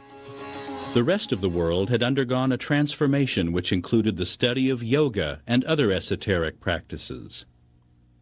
At the forefront of this movement were the Beatles with their newfound devotion to the Maharishi Mahesh Yogi and his version of transcendental meditation. To many people, Elvis seemed more and more out of touch with the reality of the times in which he was living. They couldn't have been more wrong. Self-Realization Center was started by an Indian named Yogananda. And he was the first, I believe, bring Hindu philosophy and yoga techniques to the West. The Lake Shrine is where we would go. It's a very peaceful, beautiful place. And Elvis took me there one day when we got off early. And we spent the afternoon there, went back again several times, but he introduced me to the teachings of Yogananda there and bought me all of Yogananda's books. And then, you know, as we got closer, our relationship turned very spiritual. And Elvis began to share with me things he had learned, books he had read. And so our discussions became very deep and esoteric. We explored, you know, the nature of God, you know, different religions. And I spent a great deal of time. It changed my life. We were doing a little dental surgery on Elvis. I was taking out an old broken root tip. And of course, I reached for the syringe to get him numb. And he says, "What's that?" I said, "Well, I'm going to get you numb." He says, "Well, just give me a moment." He went into sort of like a trance. And at the end of the minute, he said, "Okay, I'm ready." And I reached for the syringe again. And he said, "No," he said, "that won't be necessary." He had gone into some deep meditation. I said, "Come on, Elvis." I said, he says, "You go ahead. If it bothers me, I'll stop you." I went ahead, did the surgery, got the root tip out, sewed him up. He never blinked. He never moved. And when he finished it, I said, "Elvis, I'm through." He says, "I never felt a thing." He could put himself into this meditative trance. He was a student of meditation, and he used it. No, he wasn't a student. He was Towards the end of Elvis's life, he had an extraordinary library. He was a What's that? I say no, he wasn't a student. He was a master. Yeah.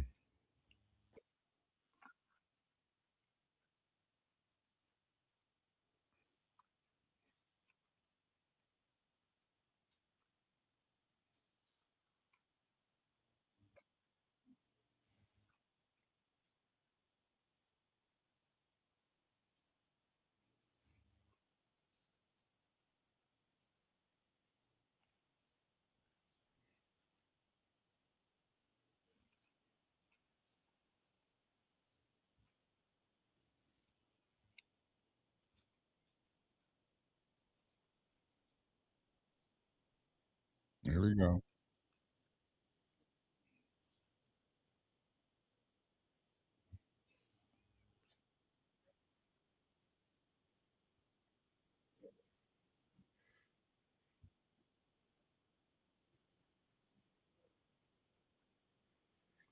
I'm still here.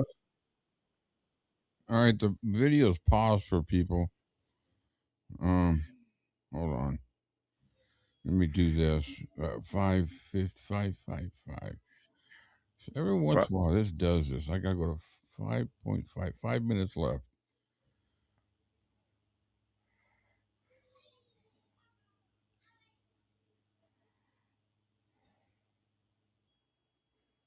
Many people didn't read. And he says, we have a... Okay, they should get it now. There. Oh, what the? You guys still can't hear us? a responsibility for everybody, not just family members, but we really need to think about that. We have a responsibility for everybody. Any sound? I mean, there's this whole huge universe. Why us here on this earth? And he always had us looking up in the stars, and we could, I mean, you could see and you could relate, and it really, I even do that now. You know, how could it possibly be? How special are we to be here?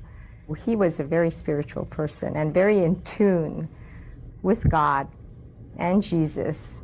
It was very, very close to him. Can you all hear us now? I restarted the thing and the video should, audio should still be going out. Sounds okay. All right. Got it. Okay. We're back to it. Him. He lived it.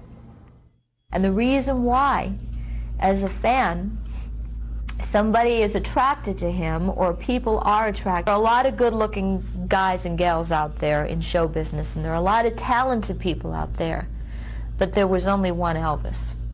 I think he knew there was something more, but I think when you're in the business, you're never quite satisfied with what it gives, and that's adoration. It's a very physical.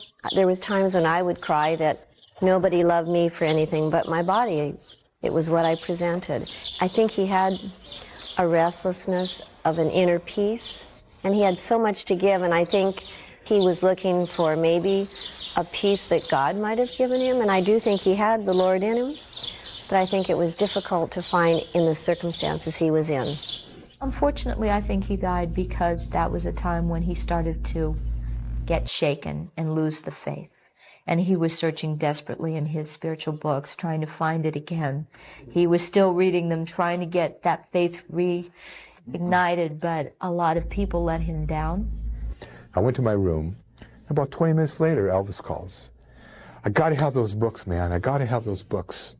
You brought me that book about the Holy Shroud of Turin, didn't you? I said, oh yeah, I got it at the Bodhi Tree in Los Angeles. It's a great book. We got the book over to Elvis, and that's the book that Elvis died reading.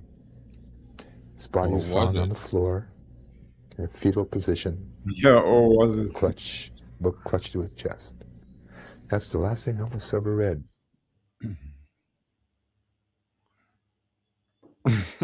Oh, let us.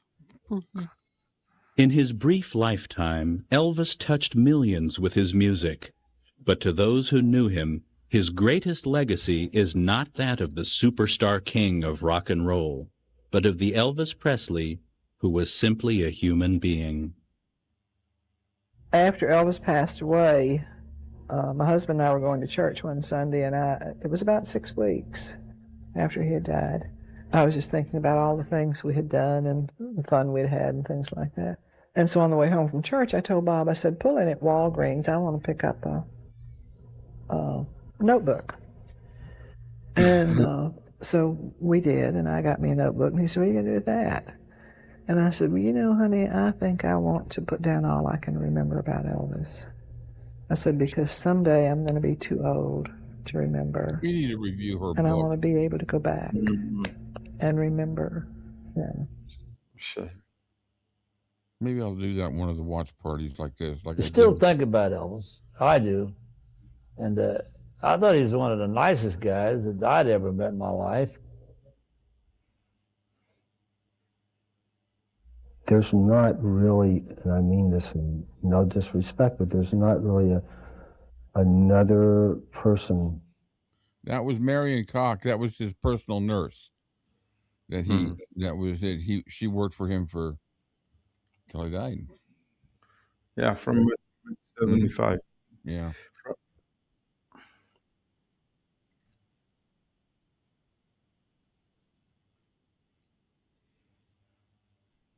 Yes.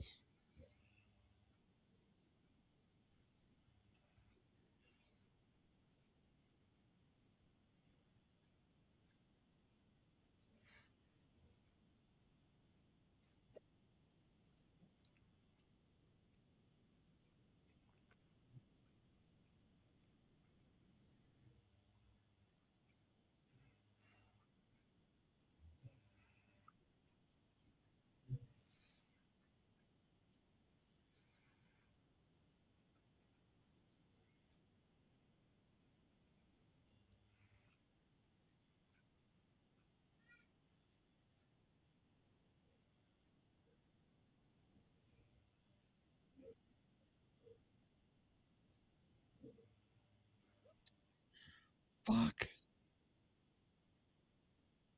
Fucking video there. Yeah. God. Video froze up on him again. Jeez.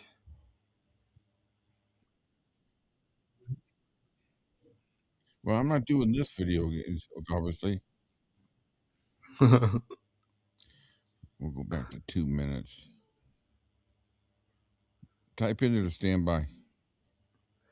Okay. Oh, they probably heard me. Yeah.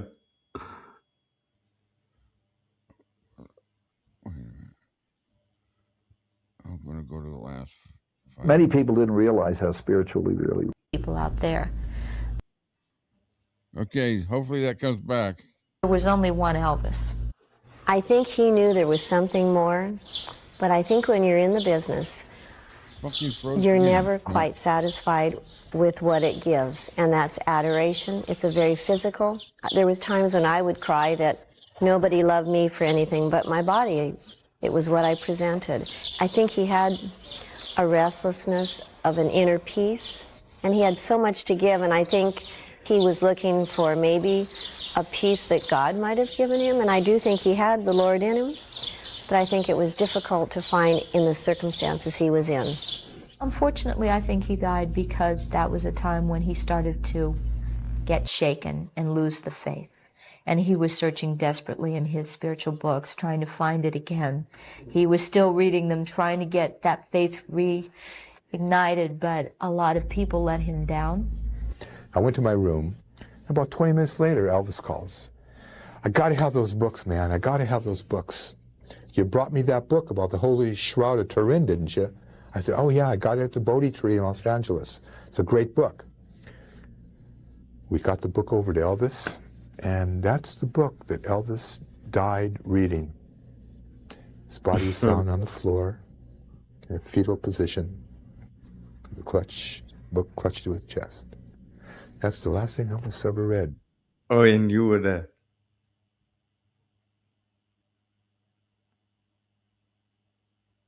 In his brief lifetime, Elvis touched millions with his music.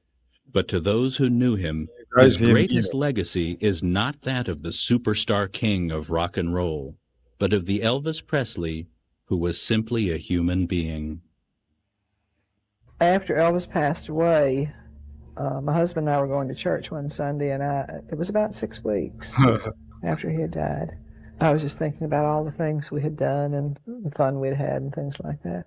And so on the way home from church, I told Bob, I said, pull in at Walgreens. I want to pick up a notebook.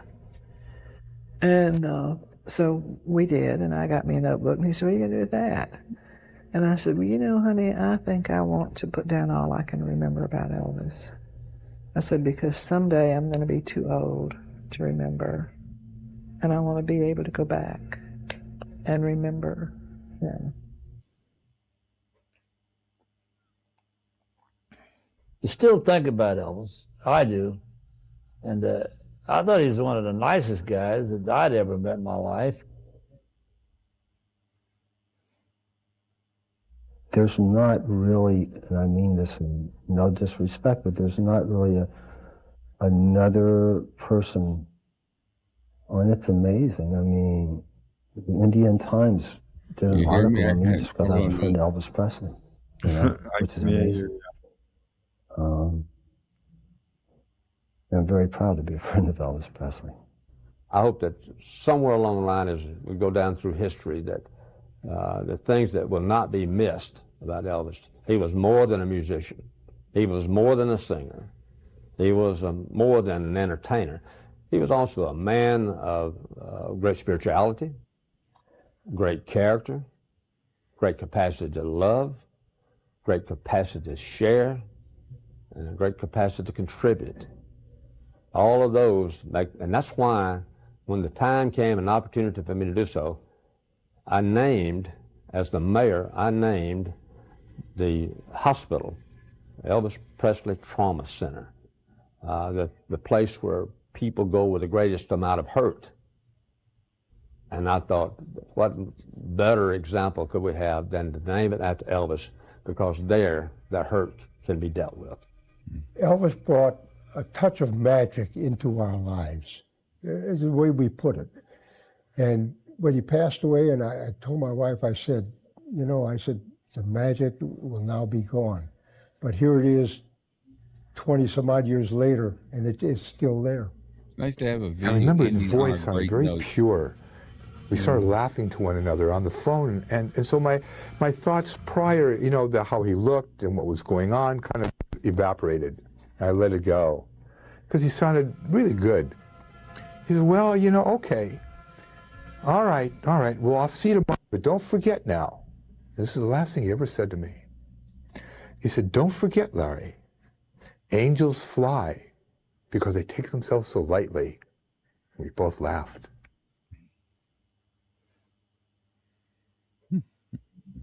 Yeah, he got it. Well, that was much better with all that music backed out.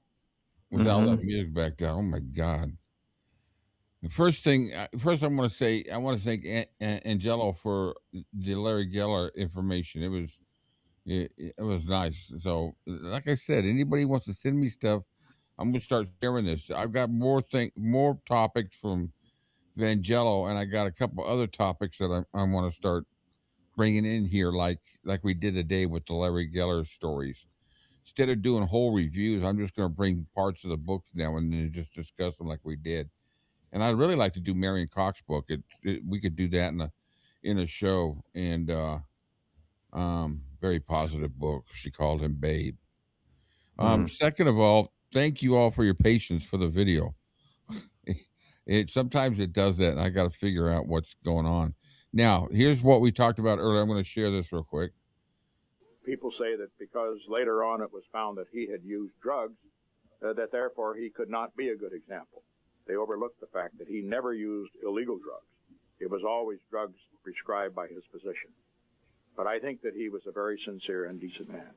People say that because later on it was found that he had used drugs, that therefore he could not be a good example. They overlooked. People say that because later on it was found that he had used drugs, that dumbass. I mean, I apologize for being a dumbass.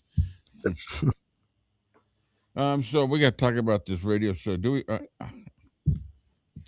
I don't know if I could do it tonight, and the reason why is because I've got the gospel hour in the morning, and I've got the coffee date, and I mean, I'm thinking more of you getting up at 3:30, 4 o'clock in the morning for your time. I don't. I don't have to get up. It's like 1:20 in the morning already, so I'm not gonna go anywhere. Because if I go anywhere now, I'm not. 6:30. I'm not gonna get up to do anything. So no, I won't need to get up. How many people? Not a normal. It's not. It doesn't make any difference.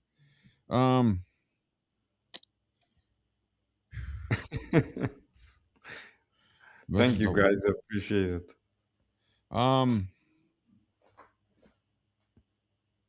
I think I'm going to skip the radio show tonight, and you know what I'll do is from now on, I want to do the show, but I don't want to do the show because of just so much going on. I'm going to have to skip it for tonight. Yes, Cat, we are. Thanks, Rick. Great show. Take a night. Yeah, I think I'm just going to skip it tonight because it was a great one last night, but I really want a great coffee date show tomorrow. We're going to replay Cam's songs tomorrow. I want to have some other cool stuff to do. We'll do some of the normal stuff like the originals and things like that. But I kind of want to mix it up. I'm going to take a look at it. Maybe I'm going to throw some other stories in like we do every Sunday from that one book unknown stories about Elvis. That's really enjoyable looking at that. And then we got Decoded on Wednesday. So we got a lot of chatting going on. We got Flaming Stars, our next movie next week for Zoom. So if you want to be a part of the movie, let me know, and I'll get you a link. If you're one of our, I need to know the people coming in. So, introduce yourself if you want to join us on Zoom movies. Tuesdays at 3 and Thursdays at 6. The same movie both times. And this week we're going to have a little feature before called The Making of Flaming Star and Charles, because they were both filmed in Arizona. So it ought to be pretty interesting. a little. I remember going to the movies when I was a kid. You know, we always had 2 movies for $1. We'd go to the matinee show for $1. Vangello has to rub salt in the wound now, really. What's she Like saying? Wednesday after work, I'm at Epic. She don't need to come to our show on Wednesday. She's going to Epic. Just snap me a real quick picture or something. Just of you standing in the theater. Oh God, Kyle's the same. What? I'll miss Kyle- Dakota. I'm watching Epic on Wednesday. No, you guys go. I mean, you have fun. I'm happy for you guys. If I were you, I would skip it. I'd just leave it for Cam. Read between the lines, you two. Yeah. I had 2 donuts today, Lori. I have snapper. Oh, it's moving quick. Holy shit! I'm 71. I got my tickets for the 27th. Tomorrow. Oh, that's Wednesday. You guys are going. Okay. Patty Friday. I'm at Epic. Look at this. Now, here we go. I'm at Epic. I'm at Epic. I'm getting slapped each time. I'll be at Epic. Just kidding. You'll get kicked to the curb by Epic. Hey, if there's anybody to be kicked to the curb, maybe we'll just I don't know. We got to. You guys can catch it on the replay. We'll leave you a little message for you. Oh no! Look at Lori also. Thursday I'm at Epic. I'm all at Epic. Wait a minute. I got a daddy feeling. I don't have anything funny to say right now. Night, Debbie. All right, guys. Thank you very much. 3.5 freaking hours. Oh my God. And it went like that. I swear to God, we had fun, guys. Look at. Oh, jeez. Ed. What a time to rock up. How you doing, Ed? Ed, I gotta email you. I want you to come on as a guest. Just come in and chat for a little bit. You don't have to be on the whole show. Let me know, man. It would be great to have you on here. I'm thrilled you're going to Epic. You know what? Go to Epic and then come on our show and tell us about it. Yeah. Can do his review show with us. I don't have. Hold on.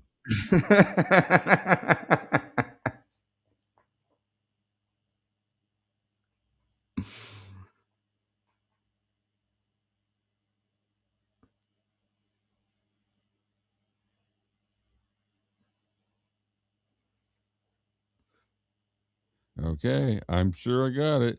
I know. You know what? I know I got it. I got it on my computer. I'll put it into the Stream Deck.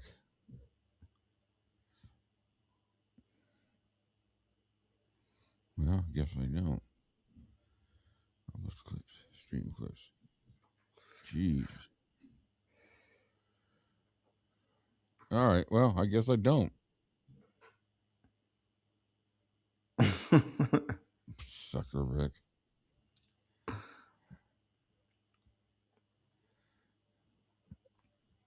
All right. Well, I got a song queued up. All right, guys. Listen. Hey, Ed, let us know. I would love for you to pop in the show after and you know, next Sunday. When is he going? He say? Oh, I'll find it. I don't know. I'm so far behind. He's on there. Okay. Whenever you come on over. Whenever you go to the show, come on and tell us about it on a live stream. You just pop in for 5-10 minutes, and we'd have fun. It'd be a great conversation. I'll email you. Would love to. Everybody would love to have you on here. Right. And now, I guess this applies to now. 5 minutes later. 30 minutes later. Friday night. He's going Friday night. Hey, listen, if you want to join us next Sunday, just pop in for a few minutes. I'll give you the link. You pop right in. We'll have a nice little chat. It would be cool to hear you. We'd love to have you. But tell us. I can't wait to see your review on your channel. It'll be cool. All right, guys, listen. Absolutely, Dad. You guys, see if this is gonna apply. Thanks a lot. We appreciate it. Have a good day.